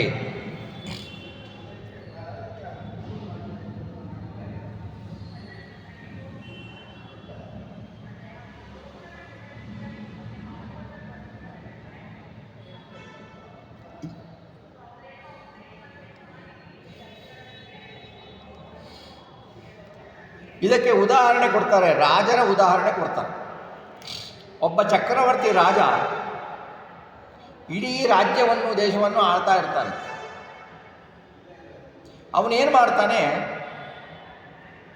ಮಂತ್ರಿ, ಮುಖ್ಯಮಂತ್ರಿ, ಅಮಾತ್ಯ ಅಂತ ಕರೀತಾರಲ್ಲ ಅವನು, ಹಾಗೆ ಸೇನಾಧಿಪತಿ, ವಿತ್ತ ಸಚಿವ, ಗೃಹ ಸಚಿವ, ಹೀಗೆ ತೊಗೊಂಡ್ರೆ ಕೈಗಾರಿಕಾ ಏನು ತೊಗೊಳ್ತೀರೋ ಆ ಕೆಲಸವನ್ನು ಮಾಡಲಿಕ್ಕೆ ಆ ರಾಜ ಇವರಿಗೆ ಸ್ವಾತಂತ್ರ್ಯವನ್ನು ಕೊಡ್ತಾನೆ ಅಲ್ವಾ? ಆ ಸ್ವಾತಂತ್ರ್ಯ ಅವರೆಲ್ಲರೂ ಯಾರಿಗೆ ಅಧೀನರು? ಅವರೆಲ್ಲರೂ ರಾಜನಿಗೆ ಅಧೀನರಲ್ವಾ? ರಾಜನಿಗೆ ಅಧೀನರು ಅವರೆಲ್ಲ. ರಾಜಾಜ್ಞೆಯಿಂದ ಮಾಡಬೇಕವರು, ಕೆಲಸವನ್ನು ಮಾಡ್ತಾರೆ. ಆದರೆ ಅವರು ರಾಜನ ಅಧೀನರು. ಹಾಗೆಯೇ ಸಮಸ್ತ ಜಗತ್ತಿಗೆ, ಸಮಸ್ತ ಲೋಕಗಳಿಗೆ, 14 ಲೋಕಗಳಿಗೆ ರಾಜ ಯಾರು? ಚಕ್ರವರ್ತಿ ಯಾರು? ಪರಮಾತ್ಮ. ಅವನ ಅಧೀನರಾಗಿರುವವರು ಯಾರು? ಬ್ರಹ್ಮ, ಮುಖ್ಯ ಪ್ರಾಣ, ಗರುಡಶೇಷ, ರುದ್ರಾದಿಗಳು. ಇವರೆಲ್ಲ ಸಚಿವರು. ಇವರೆಲ್ಲ ಕೆಲಸ ಮಾಡ್ತಾರೆ ಹೇಗೆ? ಭಗವಂತನ ಅಧೀನ, ಭಗವಂತನು ಕೊಟ್ಟ ಸ್ವಾತಂತ್ರ್ಯದಿಂದ ಮಾಡ್ತಾರೆ. ಅವರ ಕರ್ತೃತ್ವ ಅವರವರ ಯೋಗ್ಯತೆ ಅನುಸಾರ. ಕರ್ತೃತ್ವ ಬ್ರಹ್ಮದೇವರ ಕರ್ತೃತ್ವದ ಯೋಗ್ಯತೆ ಬೇರೆ, ರುದ್ರದೇವರ ಕರ್ತೃತ್ವ ಯೋಗ್ಯತೆ ಬೇರೆ. ಹಾಗಾಗಿ ಆ ಕರ್ತೃತ್ವವು ಅವರಲ್ಲಿ ಅವರವರ ಯೋಗ್ಯತೆ ಅನುಸಾರವಾಗಿ ಇರುತ್ತೆ ಎನ್ನುವುದನ್ನು ಇಲ್ಲಿ ತಿಳಿಸ್ತಾರೆ.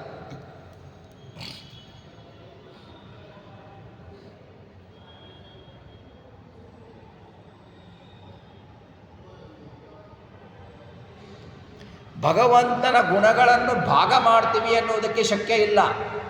ಭಾಗ ಮಾಡಲಿಕ್ಕಾಗಲ್ಲ, ಅಪರಿಚ್ಛನ್ನ ಅದು. ಭಾಗ ಮಾಡಲಿಕ್ಕಾಗಲ್ಲ.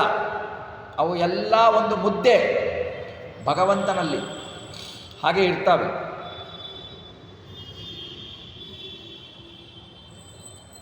ಭಗವಂತನ ಅಧೀನ, ಭಗವಂತನ ಆಜ್ಞೆ ಇಲ್ಲದೆ ಒಂದು ಹುಲ್ಲು ಕಡ್ಡಿ ಕೂಡ ಮೂವತ್ತೇನಮಪಿ ದಿನ ತೃಣಮಪಿ ಚಲತೆ ಅಂತ ಹೇಳ್ತಾರಲ್ಲ, ಹಾಗೆ ಭಗವಂತನ ಆಜ್ಞೆ ಇಲ್ಲದೆ, ಭಗವಂತನ ಅನುಗ್ರಹ ಇಲ್ಲದೆ ಒಂದು ಹುಲ್ಲು ಕಡ್ಡಿ ಕೂಡ ಚಲನೆ ಆಗೋದಿಲ್ಲ ಅಂತ ಹೇಳ್ತಾರೆ. ಉಪನಿಷತ್ತು ಹೇಳುತ್ತೆ ಅದು. ಮುಂದೆ ಇಷ್ಟೆಲ್ಲ ಕೊಟ್ಟು ಬಿಟ್ಟು ಮುಂದೆ ವಿಭಾಗಗಳನ್ನು ಹೇಳ್ತಾರೆ, ಹೇಗೆ ವಿಭಾಗಗಳನ್ನು ಮಾಡ್ತಾರೆ ಅಂತ. ಅಗಣಿತ ಸ್ವಾತಂತ್ರ್ಯವ 4 ಬಗೆ ವಿಭಾಗವ ಮಾಡಿ ಒಂದನ್ನು ತೆಗೆದು ದಶವಿಧಗೈಸಿ ಪಾದರೆ ಪಂಚಪ್ರಾಣನಲ್ಲಿ ಮೊಗ ಚತುಷ್ಟಯನೊಳ್ಸಪಾದ್ಯೈದು ಗುಣವಿರಿಸಿದ ಮತ್ತೆ ದಶವಿಧ ಯುಗಳ ಗುಣವನ್ನು ಮಾಡಿ ಎರಡು ಸದಾಶಿವನೊಳಿಟ್ಟ. ಭಗವಂತನ ಸ್ವಾತಂತ್ರ್ಯ ಅಗಣಿತ, ಎಣಿಸಲಿಕ್ಕೆ ಅಸದಳವಾದದ್ದು, ಎಣಿಸಲಿಕ್ಕೇ ಆಗೋದಿಲ್ಲ ಭಗವಂತನ ಸ್ವಾತಂತ್ರ್ಯವನ್ನು.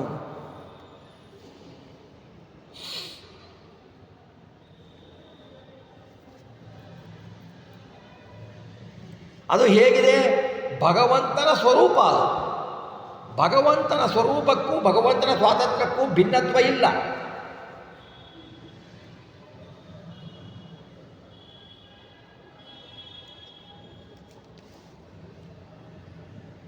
ಈ ಸ್ವಗತ ಸ್ವಾತಂತ್ರ್ಯದ ಕಾರ್ಯ ಪಕ್ವದಲ್ಲಿ ಈ ಸ್ವಗತ ಸ್ವಾತಂತ್ರ್ಯ ವಿಭಾಗ ಮಾಡ್ತಾರೆ. ವಿಭಾಗ ಮಾಡಿ ಹೇಳ್ತಾರೆ, ಸ್ವಸ್ವಾತಂತ್ರ್ಯ ಚತುರ್ಥಾಂಶಂ ದಶದಾ ವ್ಯಭಜತ್ತರಿ ಪಾದೋನ ಪಂಚಕಂ ಪ್ರಾಣೇ ಸಪಾದಂ ಬ್ರಹ್ಮಣೇ ದದೌ.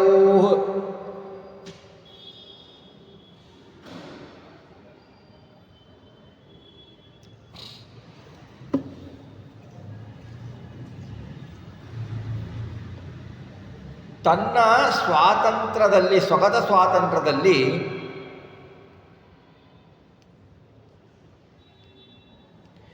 ಹಿಂದೆ ದತ್ತ ಸ್ವಾತಂತ್ರ್ಯದಲ್ಲಿ ಹೇಳಿದ್ವಿ 132 ಮುಕ್ಕಾಲು ಗುಣಗಳು ಭಗವಂತನ ಸ್ವಗತ. ಆ ಗುಣದೊಳಗೆ ಒಂದು ಭಾಗವನ್ನು ತೆಗೆದುಕೊಳ್ತಾನೆ ಭಗವಂತ. 4 ವಿಭಾಗವ ಮಾಡಿ ಅದನ್ನು 4 ಭಾಗವನ್ನಾಗಿ ಮಾಡ್ತಾನೆ. ಆ 4ರಲ್ಲಿ ಮತ್ತೆ ಒಂದೊಂದರಲ್ಲಿ 10 ಭಾಗವನ್ನು ಮಾಡ್ತಾನೆ. 10 ಭಾಗವನ್ನು ಮಾಡ್ತಾನೆ. ಅಲ್ಲಿಗೇನಾಯಿತು? 4 × 10 40 ಪಾದ ಅರೆ. ಪಾದ ಅರೆ ಅಂದರೆ 10ರಲ್ಲಿ ಪಾದ ಸಂಕೇತ 2.5 ಕಾಲು ಭಾಗ, ಅದಕ್ಕೆ ಪಾದ 1 ಕಾಲು ಅಂತ 3 ಮುಕ್ಕಾಲು ಪಂಚಪ್ರಾಣನಲ್ಲಿ. ಪಂಚಪ್ರಾಣದಲ್ಲಿ 3 ಮುಕ್ಕಾಲು ಗುಣಗಳನ್ನು ಇಡ್ತಾನೆ ಭಗವಂತ.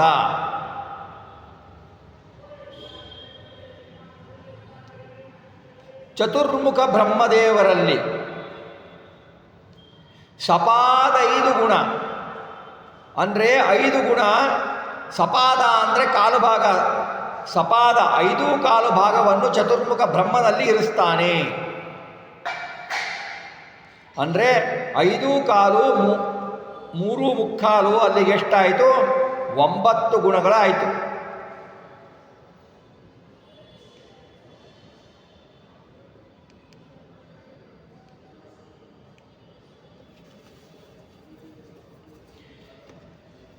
ಬ್ರಹ್ಮವಾಯುಗಳಲ್ಲಿ ಇಟ್ಟಿದ್ದು 9 ಗುಣ. 4ರಲ್ಲಿ 1 ಭಾಗ ತೆಗೆದುಕೊಂಡು ಅದರಲ್ಲಿ 10 ಭಾಗ ಮಾಡಿ ಬ್ರಹ್ಮವಾಯುಗಳಲ್ಲಿ ಇಟ್ಟ 9 ಹೋಗುತ್ತಾ ನಿಂತಿದ್ದು 1 ಗುಣ.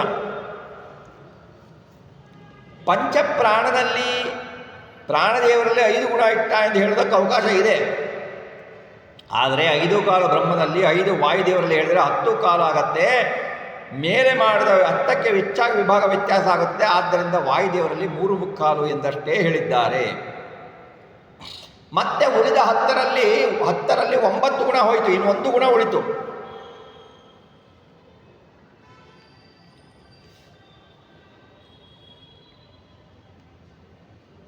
ಆ 1 ಗುಣದೊಳಗೆ 4 ಭಾಗವನ್ನು ಮಾಡ್ತಾರೆ. ಅದರಲ್ಲಿ 1 ತೆಗೆದು ದಶಭಾಗ ಮಾಡ್ತಾ ಹೋಗಿ ಉಳಿದದ್ದು 3 ಅಂತ 4. ಈ 4ರನ್ನು ದಶವಿಧ 10 ಪ್ರಕಾರ ವಿಭಾಗ ಮಾಡ್ತಾರೆ. ಯುಗಳ ಗುಣವನ್ನು ಮಾಡಿ ಅಂದರೆ 2 10 ಗುಣಗಳು 20 ಗುಣಗಳನ್ನು ಮಾಡ್ತಾರೆ. ಆ 4 ಗುಣವನ್ನು ಒಂದೊಂದರನ್ನು 5 ಪ್ರಕಾರ ವಿಭಾಗ ಮಾಡಿ 5 4ಗಳು 20 ಗುಣಗಳನ್ನು ಮಾಡ್ತಾರೆ. ಈ 20ರಲ್ಲಿ 2ಅನ್ನು ಸದಾಶಿವನಲ್ಲಿ ಇಡ್ತಾರೆ, ರುದ್ರದೇವರಲ್ಲಿ ಇಡ್ತಾರೆ. ಅವಶಿಷ್ಟ ಇರೋದೆಷ್ಟು? 18 ಗುಣಗಳು ಉಳಿತಾವೆ. ಇದಕ್ಕೆ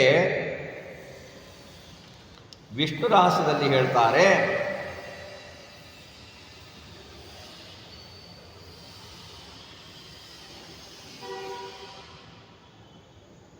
ದ್ವಿತೀಯೇ ಸ್ವಸ್ವಾತಂತ್ರ್ಯ ಚತುರ್ಥಾಂಶಂ ದಶದಾ ವಿಳಬದ್ಧರಿ ಪಾದನೋ ಪಂಚಕಂ ಪ್ರಾಣೇ ಸಪಾದಂ ಬ್ರಹ್ಮಣೇ ದದೌ ದ್ವಿತೀಯೇತು ಚತುರ್ಥಾಂಶೇ ದಶದೈವ ವಿಭಾಜಿತೆ ದ್ವಾವೇವಾಂಶಾವಹಂಕಾರೇ ಸಾರ್ಧೈಕಂ ಚಿತ್ತದೈವತೆ ಭಗವಾನ್ ಪ್ರಸದಾವೀಂದ್ರೇ ಏಕಮೇವೇಂದ್ರಿಯಾಧಿಪೇ ಏವ ತದೌ ಜೀವೇ ದೈತ್ಯೇಭ್ಯ ಸಾರ್ಧಚಾತುರಾನ್.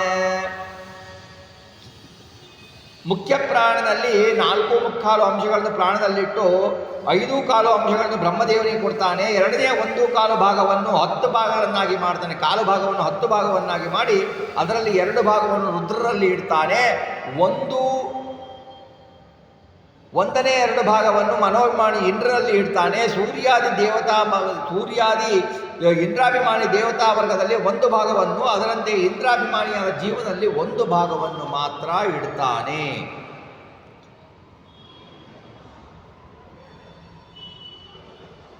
ಮತ್ತು ದೇವತೆಗಳಿಗೆ ಅಷ್ಟೇ ಹಚ್ಚಿದ್ದಲ್ಲ ಭಗವಂತ ಸ್ವತಂತ್ರನ ಅಂತಂದರೆ, ದೈತ್ಯಾಭಿಮಾನಿಗಳಿಗೆ 4ನೇ 2 ಭಾಗಗಳನ್ನು ಕೊಡ್ತಾನೆ ಶ್ರೀಹರಿ.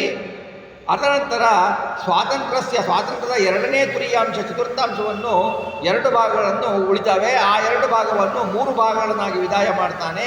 ಮಾಡಿಬಿಟ್ಟು ರಮಾದೇವಿಗೆ ಕೊಡ್ತಾನೆ. ಉಳಿದ 2 ಭಾಗಗಳನ್ನು ಸ್ವಯಂ ತಾನೇ ತನ್ನಲ್ಲಿಯೇ ಇಟ್ಟುಕೊಳ್ತಾನೆ. ಶ್ರೀಹರಿ ಇಟ್ಟುಕೊಳ್ತಾನೆ ಅಂತ ಈಗ ವಿಭಾಗಗಳನ್ನು ಮಾಡ್ತಾರೆ. ಅದನ್ನೇ ಈಗ ಹರಿಕಥಾಮೃತ ಸಾರಕಾರರು ಹೇಳ್ತಾರೆ. ಪಾಕಶಾಸನ ಕಾಮರೊಳು ಸಾರ್ಧೈಕ ವಿಟ್ಟ ದಶೇಂದ್ರಿಯರಸು ದಿವೌಕ ಸಾಧ್ಯರೊಳೊಂದು ಯಾವ ಜೀವರೊಳಗೊಂದೋ 4 ಕಲ್ಯಾದಿ ದೈತ್ಯಾನೀಕ ಕಿತ್ತನು 2 ತ್ರಿವಿಧ ವಿವೇಕ ಗೈಸಿಂಗರಿಗೆ 1 ಆತ್ಮ ತನ್ನೊಳಗೆ.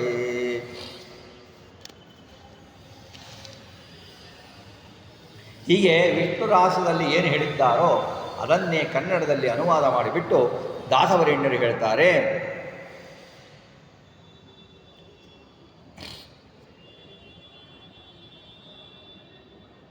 132 ಮುಕ್ಕಾಲು ಗುಣ ಭಗವಂತ ದತ್ತ ಸ್ವಾತಂತ್ರ್ಯ ದೇವರು ತನ್ನಲ್ಲಿ ಇಟ್ಕೊಂಡಿದ್ದಾನೆ.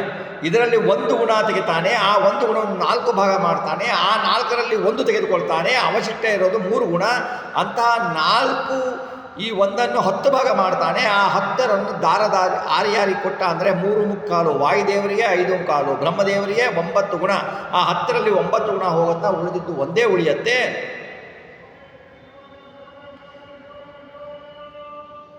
ಅವಶಿಷ್ಟ ಉಳಿದಿರೋದು ಯಾರು? 3 ಅಂತ 4. ಈ 4ರಲ್ಲಿ ಒಂದೊಂದಕ್ಕೆ 5 ಪ್ರಕಾರ ವಿಭಾಗವನ್ನಾಗಿ ಮಾಡ್ತಾರೆ. ಇದರ ವಿಭಾಗದಲ್ಲಿ ರುದ್ರದೇವರಿಗೆ 2 ಕೊಡ್ತಾನೆ. ಇಂದ್ರದೇವರಿಗೆ 1 2ನೇ ಭಾಗ ಕೊಡ್ತಾನೆ, 1.5 ಭಾಗ ಕೊಡ್ತಾನೆ. ದಶೇಂದ್ರಿಯಾದಿಗಳಿಗೆ 1 ಭಾಗವನ್ನು ಕೊಡ್ತಾನೆ. ಜೀವರಲ್ಲಿ 1 ಭಾಗ, ಕಲ್ಯಾಣ ದೇವತೆಗಳಲ್ಲಿ 4.5 ಭಾಗ ಕೊಡ್ತಾನೆ. ಒಟ್ಟು 10 ಆಗತ್ತೆ. ಇದರಿಂದ ನಾವು ಕೆಲವೊಂದು ಅಂಶಗಳನ್ನು, ವಿಶೇಷ ಅಂಶಗಳನ್ನು ತಿಳಿದುಕೊಳ್ಬೇಕು. ಏನಂತಂದರೆ ಈ ಸ್ವಾತಂತ್ರ್ಯ ಸಂಧಿಯೆಲ್ಲ ಬಹಳ ಸೂಕ್ಷ್ಮ ಶಾಸ್ತ್ರದ ವಿಚಾರ. ಇದು ತಲೆಗೆ ಹೋಗುವುದು, ಎಲ್ಲರಿಗೂ ತಲೆಗೆ ಹೋಗುವುದು ಬಹಳ ಕಷ್ಟ. ಆದರೂ ದಾಸವರೇಣ್ಯರು ಇಷ್ಟು ಹೇಳಿದ್ದಾರೆ ಅಂತ ನಾವು ಹೇಳಬೇಕಾಗತ್ತೆ. ಅದನ್ನು ಇಷ್ಟಿಷ್ಟು ಭಾಗ ಮಾಡಿದ್ದಾನೆ ಅಂತ ತಿಳ್ಕೊಳ್ಬೇಕು, ಚಿಂತನೆ ಮಾಡ್ಬೋದು.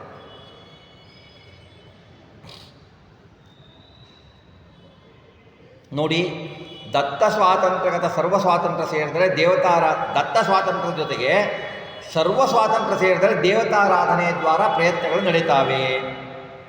ಈ ದೇವರು ಕಾರ್ಯ ನಡೆಸ್ತಾನೆ, ಸಂದೇಹ ಇಲ್ಲ ಎಂದು ಹೇಳಿ ಧಾರಣೆ ಉಂಟಾಗಿ ಅದೇ ಕಾರ್ಯಕ್ಕೆ ಅನುಕೂಲವಾಗಿ ಸರ್ವ ಸ್ವಾತಂತ್ರ್ಯ ದ್ವಾರ ಭೋಗಿಸ್ತಾನೆ. ಅಂದರೆ ಇದರಲ್ಲಿ ಬಹಳ ವಿಚಾರಗಳುಂಟು, ಇದನ್ನು ಹೇಳಲಿಕ್ಕೆ ಆಗಲ್ಲ. ದತ್ತ ಸ್ವಾತಂತ್ರ್ಯದಿಂದ ಪ್ರಯತ್ನ, ಸ್ವಗತ ಸ್ವಾತಂತ್ರ್ಯದಿಂದ ಕೆಲವು ಅನುಕೂಲ ಪ್ರತಿಕೂಲಗಳಾಗ್ತವೆ. ಸರ್ವ ಸ್ವಾತಂತ್ರ್ಯದಿಂದ ಕಾರ್ಯಾನುಕೂಲ ಆಗತ್ತೆ. ಈ ಪ್ರಕಾರ ತಿಳಿಬೇಕು.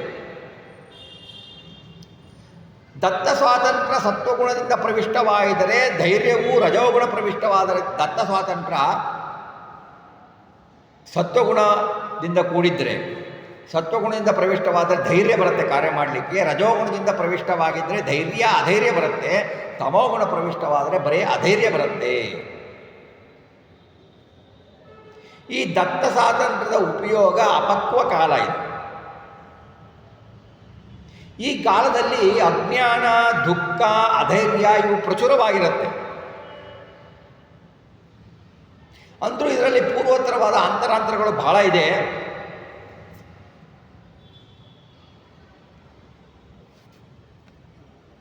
ಅಂದರೆ ನಾವು ಕಾರ್ಯ ಆಗ್ತದೆ ಅಂತ ಮಾಡ್ತೀವಿ, ಕಾರ್ಯ ಸಿದ್ಧಿ ಆಗಲ್ಲ. ಸಿದ್ಧ ಮಾಡಿದ ಕಾರ್ಯ ಆಗುತ್ತೆ, ಸಿದ್ಧ ಮಾಡಿಲ್ಲದ ಕಾರ್ಯ ಆಗುತ್ತೆ.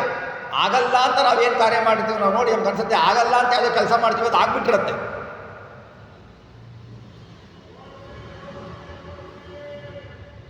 ಇನ್ನು ಸ್ವಗತ ಸ್ವಾತಂತ್ರ್ಯದ ಕಾರ್ಯ ಪಕ್ವ ಜ್ಞಾನದಲ್ಲಿ ಬರುತ್ತೆ, ಜ್ಞಾನಕಾಲದಲ್ಲಿ. ಇದರಲ್ಲಿ ಸ್ವಗತ ಸ್ವಾತಂತ್ರ್ಯ ಪ್ರಾಚುರ್ಯ ಆಗಿರುತ್ತೆ, ಇನ್ನೆರಡು ಸ್ವಾತಂತ್ರ್ಯಗಳು ಅಪ್ರಾಚುರ್ಯ ಆಗಿರುತ್ತೆ. ಇದಕ್ಕೂ ಪೂರ್ವ ಪ್ರಕಾರದಲ್ಲಿ ಹೇಳಿದಂತೆ ಪ್ರಯೋಜನ ಬರುತ್ತೆ. ಪ್ರಯತ್ನ ಸ್ವಲ್ಪ ಪ್ರತಿಕೂಲವೂ ಇರುತ್ತೆ, ಸ್ವಲ್ಪವೇ ಅನುಕೂಲಗಳು ಬಹಳ. ಕೆಲವೊಂದು ಸಲ ನಮ್ಗೆ ಏನಾಗುತ್ತೆ, ಪ್ರಯತ್ನದಲ್ಲಿ ಫಲಗಳು ಬಹಳ ಸಿಗ್ತವೆ, ಕೆಲವೊಂದು ಟೈಮು ಅನುಕೂಲ ಕಡಿಮೆ ಆಗುತ್ತೆ. ಅದು ಅವರವರ ಜ್ಞಾನದಿಂದಲೇ ತಿಳಿಯಬೇಕು ಇದನ್ನು. ಸರ್ವ ಸ್ವಾತಂತ್ರ್ಯದಲ್ಲಿ ಏನಾಗುತ್ತೆ, ದತ್ತ ಸ್ವಾತಂತ್ರ್ಯ, ಸ್ವಗತ ಸ್ವಾತಂತ್ರ್ಯ ಎರಡು ಅಪ್ರಚುರ ಆಗಿರುತ್ತೆ. ಸರ್ವ ಸ್ವಾತಂತ್ರ್ಯ ಪ್ರಾಚುರ್ಯ ಇದು ಪಕ್ವ ಕಾಲದಲ್ಲಿ ಪ್ರಯೋಜನ. ಇದು ಅಪೇಕ್ಷೆಯ ಪ್ರಯತ್ನ ಅತ್ಯಲ್ಪ, ಪ್ರತಿಕೂಲವೂ ಅತ್ಯಲ್ಪ, ಅನುಕೂಲ ಬಹಳ. ಈ ಪಕ್ವ ಕಾಲದಲ್ಲಿ ಉಪಯೋಗಿಸತಕ್ಕದ್ದು ಗುಣ ಸಮ್ಮೇಳನದಿಂದ ಪ್ರಯತ್ನಗಳ ಪ್ರತಿಕೂಲಗಳು ಬರ್ತಾವೆ, ಅನುಕೂಲಗಳೇನು ಬಹುಪ್ರಕಾರದ ವಿಭಾಗಗಳಾಗ್ತವೆ ಅನ್ನುವುದನ್ನು ನಾವು ಮುಖ್ಯವಾಗಿ ಇದರಲ್ಲಿ ತಿಳಿದುಕೊಳ್ಬೇಕು.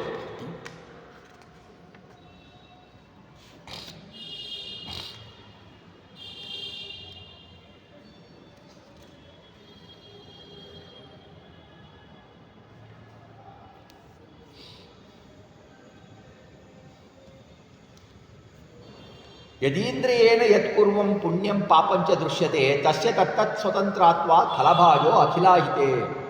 ಯಾವ ಇಂದ್ರಿಯದಿಂದ ನಾವು ಮಾಡುವ ಯಾವ ಪುಣ್ಯ ಪಾಪವಾಗಲಿ ಕಂಡುಬರುವುದೋ ಆ ಇಂದ್ರಿಯಾಭಿಮಾನಿಗೆ ಆಯಾ ಕರ್ಮವು ತನ್ನಲ್ಲಿ ಭಗವಂತ ಕೊಟ್ಟ ಸ್ವಾತಂತ್ರ್ಯಾಂಶದಿಂದ ಸಂಭವಿಸುತ್ತೆ. ಆದ್ದರಿಂದ ಆ ಅಭಿಮಾನಿಗಳೆಲ್ಲರೂ ಅದಕ್ಕೆ ಅಲ್ಲ ನಾವು ಹೇಳ್ತೀವಿ, ಅಲ್ಲ ನಾವು ಕೆಲಸ ಮಾಡಿದ್ವಿ, ಫಲ ಯಾಕೆ ದೇವತೆಗಳಿಗೆ ಹೋಗಬೇಕು, ದೈತ್ಯರಿಗೆ ಹೋಗಬೇಕು?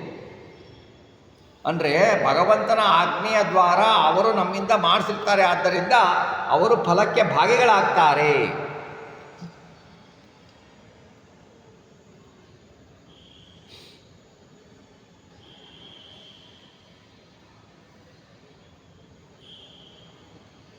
ಗೃಹ್ಣಾತಿ ಹರಿಪುಣ್ಯಂ ಪಾಪಂ ಭಸ್ಮೀಕರೋತಿ ಚ ಸ್ವಸ್ಯ ಚ ದ್ರೋಹಿಣ ಕಿಂಚಿತ್ ಪಾಪಾಂಶಂ ಪ್ರದದಾತಿ ಸಹ. ಶ್ರೀಹರಿ ಏನು ಮಾಡ್ತಾನೆ, ಪುಣ್ಯಕರ್ಮವನ್ನು ಸ್ವೀಕರಿಸ್ತಾನೆ, ಪಾಪವನ್ನು ಭಸ್ಮ ಮಾಡ್ತಾನೆ, ತನ್ನ ದ್ವೇಷಿಗೆ ಪಾಪದ ಫಲಭಾಗವನ್ನು ಕೊಡ್ತಾನೆ. ತನ್ನನ್ನು ಯಾರು ದ್ವೇಷ ಮಾಡ್ತಾರೋ ಅವರಿಗೆ ಪಾಪದ ಫಲಭಾಗವನ್ನು ಕೊಡ್ತಾನೆ, ಭಕ್ತರಿಗೆ ಅವರು ಮಾಡಿದ ಪಾಪವನ್ನು ಭಸ್ಮ ಮಾಡ್ತಾನೆ.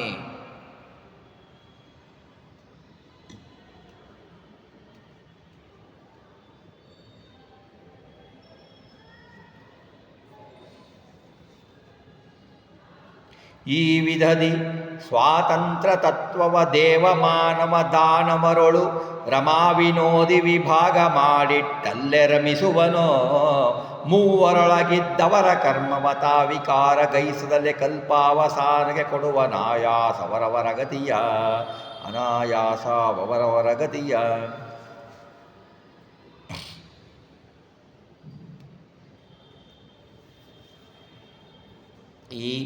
ಈ ರೀತಿಯಾಗಿ ಭಗವಂತ ಸ್ವಾತಂತ್ರ್ಯ ತತ್ವವನ್ನು, ತನ್ನ ಸ್ವಾತಂತ್ರ್ಯ ತತ್ವವನ್ನು ಬ್ರಹ್ಮಾತೃಣಾಂತ ಮುಕ್ತಿಯೋಗರಲ್ಲಿ, ರಮಾದೇವಿಯರಲ್ಲಿ, ಮಾನವರಲ್ಲಿ, ದೈತ್ಯರಲ್ಲಿ, ತ್ರಿವಿಧ ಜೀವರಲ್ಲಿ, ರಮಾದೇವಿಯರ ಕೂಡ ವಿನೋದದಿಂದ ಆಟಗಳು ಆಡ್ತಕ್ಕ ನಾರಾಯಣ, ಸೃಷ್ಟಾದಿ ರೂಪದ ಆಟಗಳು ಆಡ್ತಕ್ಕ ನಾರಾಯಣ ದೇವರು ವಿಭಾಗವನ್ನು ಮಾಡಿ ಆಯಾ ಜೀವರಗಳಲ್ಲಿ ಅವರವರ ಯೋಗ್ಯತೆಯ ಅನುಸಾರವಾಗಿ ಇಡ್ತಾನೆ. ಅಲ್ಲೇ ರಮಾದೇವಿಯರವರ ಕೂಡಿ ರಮಿಸ್ತಾನೆ. ಜೀವನ ಅನಾದಿ ಸ್ವಾತಂತ್ರ್ಯದಲ್ಲಿ ಬಿಂಬನಾಗಿ ಸ್ವತಂತ್ರ ವಾಚ್ಯನಾದ ತನ್ನಲ್ಲಿ ತಾನೇ ವರ್ತಮಾನ ಸ್ವತಂತ್ರದಿಂದ ತಾನೇ ರಮಿಸ್ತಾನೆ. ಅವರವರ ಕರ್ಮಕ್ಕೆ ಅನುಸಾರವಾಗಿ ಆ ತ್ರಿವಿಧ ಜೀವರ ಸ್ವಭಾವಕ್ಕೆ ಅನುಸರಿಸಿದ ಬಾಹ್ಯಲಿಂಗ ದೇಹಕ್ಕೆ ಅನುಸಾರವಾದ ಕರ್ಮವ ಪರಮಾತ್ಮ ತಾನು ಮಾಡಿಸ್ತಾನೆ. ಅದನ್ನು ಪೂರ್ತಿ ಮಾಡಿಸಿ ಏನು ಮಾಡ್ತಾನೆ, ತಾನು ಅದರಿಂದ ವಿಕಾರವನ್ನು ಪಡೆಯುವುದಿಲ್ಲ. ಬ್ರಹ್ಮಕಲ್ಪದ ಅಂತ್ಯಭಾಗಕ್ಕೆ ಲಿಂಗಭಂಗವನ್ನು ಮಾಡಿಸಿ ಅನಾಯಾಸದ ರಹಿತನಾಗಿ ಅವರವರ ಗತಿಯನ್ನು ಅವರವರಿಗೆ ಕೊಡ್ತಾನೆ ಅಂತ ದಾಸವರೇಣ್ಯರು ಹೇಳ್ತಾರೆ.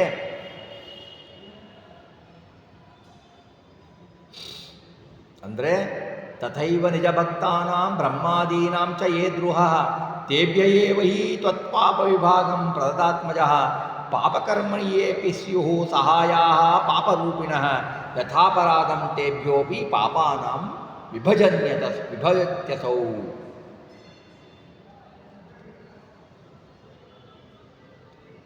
ಭಗವಂತ ತನ್ನಲ್ಲಿಯೇ ಸ್ವಾತಂತ್ರ್ಯವನ್ನು ತನ್ನ ಭಾಗಗಳನ್ನು ಇಟ್ಕೊಂಡಿರ್ತಾನೆ. ಯಾವ ಇಂದ್ರಿಯದಿಂದ ಯಾವ ಪುಣ್ಯ, ನಮ್ಮ ಕಣ್ಣಿನಿಂದ ಯಾವ ಪುಣ್ಯ ಆಗತ್ತೆ, ಯಾವುದನ್ನು ನೋಡುವುದನ್ನು ನೋಡ್ತೇವೆ, ಭಗವಂತನ ಮೂರ್ತಿಗಳನ್ನು ನೋಡ್ತೇವೆ, ಭಗವಂತನ ಭಕ್ತರನ್ನು ನೋಡ್ತೇವೆ, ಭಗವಂತನ ದರ್ಶನವನ್ನು ಮಾಡ್ತೇವೆ. ಕಣ್ಣು ನೋಡಬಾರ್ದ ಕಣ್ಣಿನಿಂದ ನೋಡಬಾರ್ದನ್ನು ನೋಡ್ತೇವೆ ಕಣ್ಣಿನಿಂದ. ಈ ಪುಣ್ಯ ಪಾಪ ಕರ್ಮವು ಏನು ಸಂಭವಿಸುತ್ತೋ, ಅಥವಾ ಕಿವಿಯಿಂದ ಭಗವಂತನ ಭಕ್ತರ ಚರಿತ್ರೆಗಳನ್ನು ಕೇಳ್ತೀವಿ, ಭಗವಂತನ ಲೀಲೆಗಳನ್ನು ಕೇಳ್ತೀವಿ, ಕೇಳಬಾರದ ಗ್ರಾಮ್ಯ ಗೀತೆಗಳನ್ನು ಕೇಳ್ತೀವಿ, ಕೇಳಬಾರದ ವಾರ್ತೆಗಳನ್ನು ಕೇಳ್ತೀವಿ, ಭಗವಂತನ ನಿಂದನೆಗಳನ್ನು ಕೇಳ್ತೀವಿ, ಭಗವಂತನ ಭಕ್ತರ ನಿಂದನೆಗಳನ್ನು ಕೇಳ್ತೀವಿ, ಭಗವಂತನ ಭಕ್ತರ ಗುಣಗಳನ್ನು ಕೇಳ್ತೀವಿ, ಭಗವಂತನ ಭಕ್ತರ ಗುಣಗಳನ್ನು ಕೇಳ್ತೀವಿ, ಭಗವಂತನ ಗುಣಗಳನ್ನು ಕೇಳ್ತೀವಿ, ಭಗವಂತನ ಚರಿತ್ರೆಯನ್ನು ಕೇಳ್ತೀವಿ. ಅವೆಲ್ಲ ಪುಣ್ಯದ ಗುಣಗಳು. ಪುಣ್ಯ ಕೆಲವು ಪಾಪ ಸಂಗೀತಗಳು, ಅವುಗಳು ಭಗವಂತನಿಗೆ ವಿಮುಖವಾದ ಭಗವಂತನ ಸ್ತುತಿಗೆ ಏನು ಶ್ರವಣ ಮಾಡ್ತೀವೋ, ಭಗವಂತನಿಗೆ ವಿಮುಖವಾದ ಶ್ರವಣವನ್ನು ಮಾಡಿದರೆ ಅದು ಪಾಪ. ಹಾಗೆ ಆ ಪಾಪ ಪುಣ್ಯವನ್ನು ಭಗವಂತ ಏನು ಮಾಡ್ತಾನೆ, ಸ್ವಾತಂತ್ರ್ಯಾಂಶದಿಂದ ಅವರವರಿಗೆ ಕೊಡ್ತಾನೆ. ಹಾಗಾಗಿ ಈ ಇಂದ್ರಿಯಾಭಿಮಾನಿಗಳು ಆ ದೇಹದಿಂದ ಸಂಭವಿಸುವ ನಿಜ ಭಕ್ತರಿದ್ದಾರಲ್ಲ, ಅವರಿಗೆ ಪಾಪ ಪುಣ್ಯ ಫಲವನ್ನು ಕೊಡ್ತಾನೆ, ನಿಜ ದೈತ್ಯರಿಗೆ ಪಾಪ ಫಲವನ್ನು ಕೊಡ್ತಾನೆ.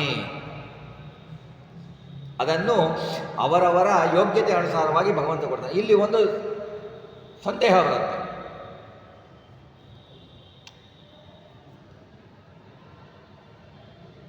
ಅಲ್ಲ, ಇಷ್ಟೆಲ್ಲ ಕರ್ಮ ಮಾಡಿಸ್ತಾನೆ ಭಗವಂತ, ಅವನ ಹತ್ರ ಪಾಪ ಪುಣ್ಯ ಕರ್ಮಗಳು ಹೋಗ್ತಾವ, ಅದರ ಲೇಪ ಆಗತ್ತಾ ಅವನಿಗೆ? ಭಗವಂತನಿಗೆ ಇಷ್ಟೆಲ್ಲ ಮಾಡಿಸ್ತಾನಲ್ವಾ, ಅವನಿಗೆ ಲೇಪ ಆಗತ್ತಾ ಅಂದರೆ ಆ ಶುಭ ಅಶುಭ ಕರ್ಮಗಳು ಅವನ ಸ್ವಾತಂತ್ರ್ಯಗಳ ಪ್ರಭಾವದಿಂದಲೇ ಜೀವನಿಂದ ಸಂಭವಿಸುತ್ತದೆ. ಅವುಗಳ ದುಃಖಾದಿಗಳು, ಫಲವಾದ ದುಃಖಾದಿಗಳು ಆನಂದ ನಿಧಿಯಾದ ಅವನ ಸಮೀಪಕ್ಕೆ ಸುಳಿಯಲು ಸಹ ಸಾಧ್ಯ ಇಲ್ಲ. ಶುಭ ಫಲ ಭೋಗವು ಜೀವನ ಹಿತಾರ್ಥವಾಗಿಯೇ ಅಂತ ನಾವು ನೆನಪಿಟ್ಕೋಬೇಕು ಹೊರತು ಭಗವಂತನಿಗೆ ಇದರಿಂದ ಫಲ ಅಪೇಕ್ಷೆ ಇದೆ, ಭಗವಂತನಿಗೆ ಈ ಸುಖ ಇದೆ, ಈ ಸುಖ ಬಂತು, ಈ ದುಃಖ ಬಂತು ಅಂದರೆ ಹಿಂದೆ ಇರಲಿಲ್ಲ ಅಂತಾಗತ್ತೆ ಅಲ್ವಾ? ಈಗ ನಮಗೆ ಇಷ್ಟು ದುಡ್ಡು ಬಂತು, ಇಷ್ಟು ಹಣ ಬಂತು, ಇಷ್ಟು ಸಂತೋಷ ಬಂತು ಅಂದರೆ ಈ ಹಿಂದೆ ನಮಗಿರಲಿಲ್ಲ, ಅದರ ಅಭಾವ ಇತ್ತಲ್ವಾ? ಈಗ ಬಂತು ಅನ್ಬೋದು. ಭಗವಂತನಿಗೆ ಯಾವಾಗಲೂ ಇದ್ದರೆ ಸುಖಪೂರ್ಣ, ಆನಂದಪೂರ್ಣ. ಅವನಿಗೆ ಇನ್ನೆಲ್ಲಿಂದ ಸುಖ ಬರಬೇಕು? ಸ್ವಭಾವತಃ ಆನಂದ ಅವನಿಗೆ, ದುಃಖದ ಗಂಧವೂ ಇಲ್ಲ.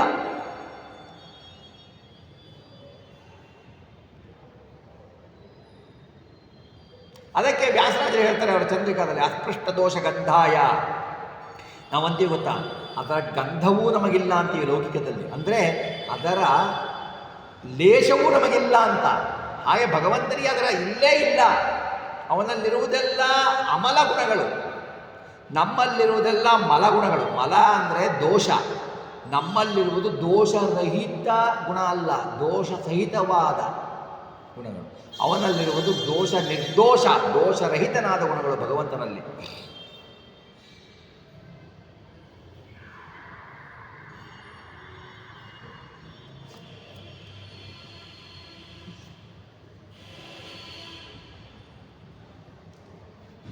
ಹಾಗೆ ಅವನಿಗೆ ಫಲದ ಕರ್ಮದ ಲೇಪ ಇಲ್ಲ ಅಂತ ಹೇಳ್ತಾರೆ.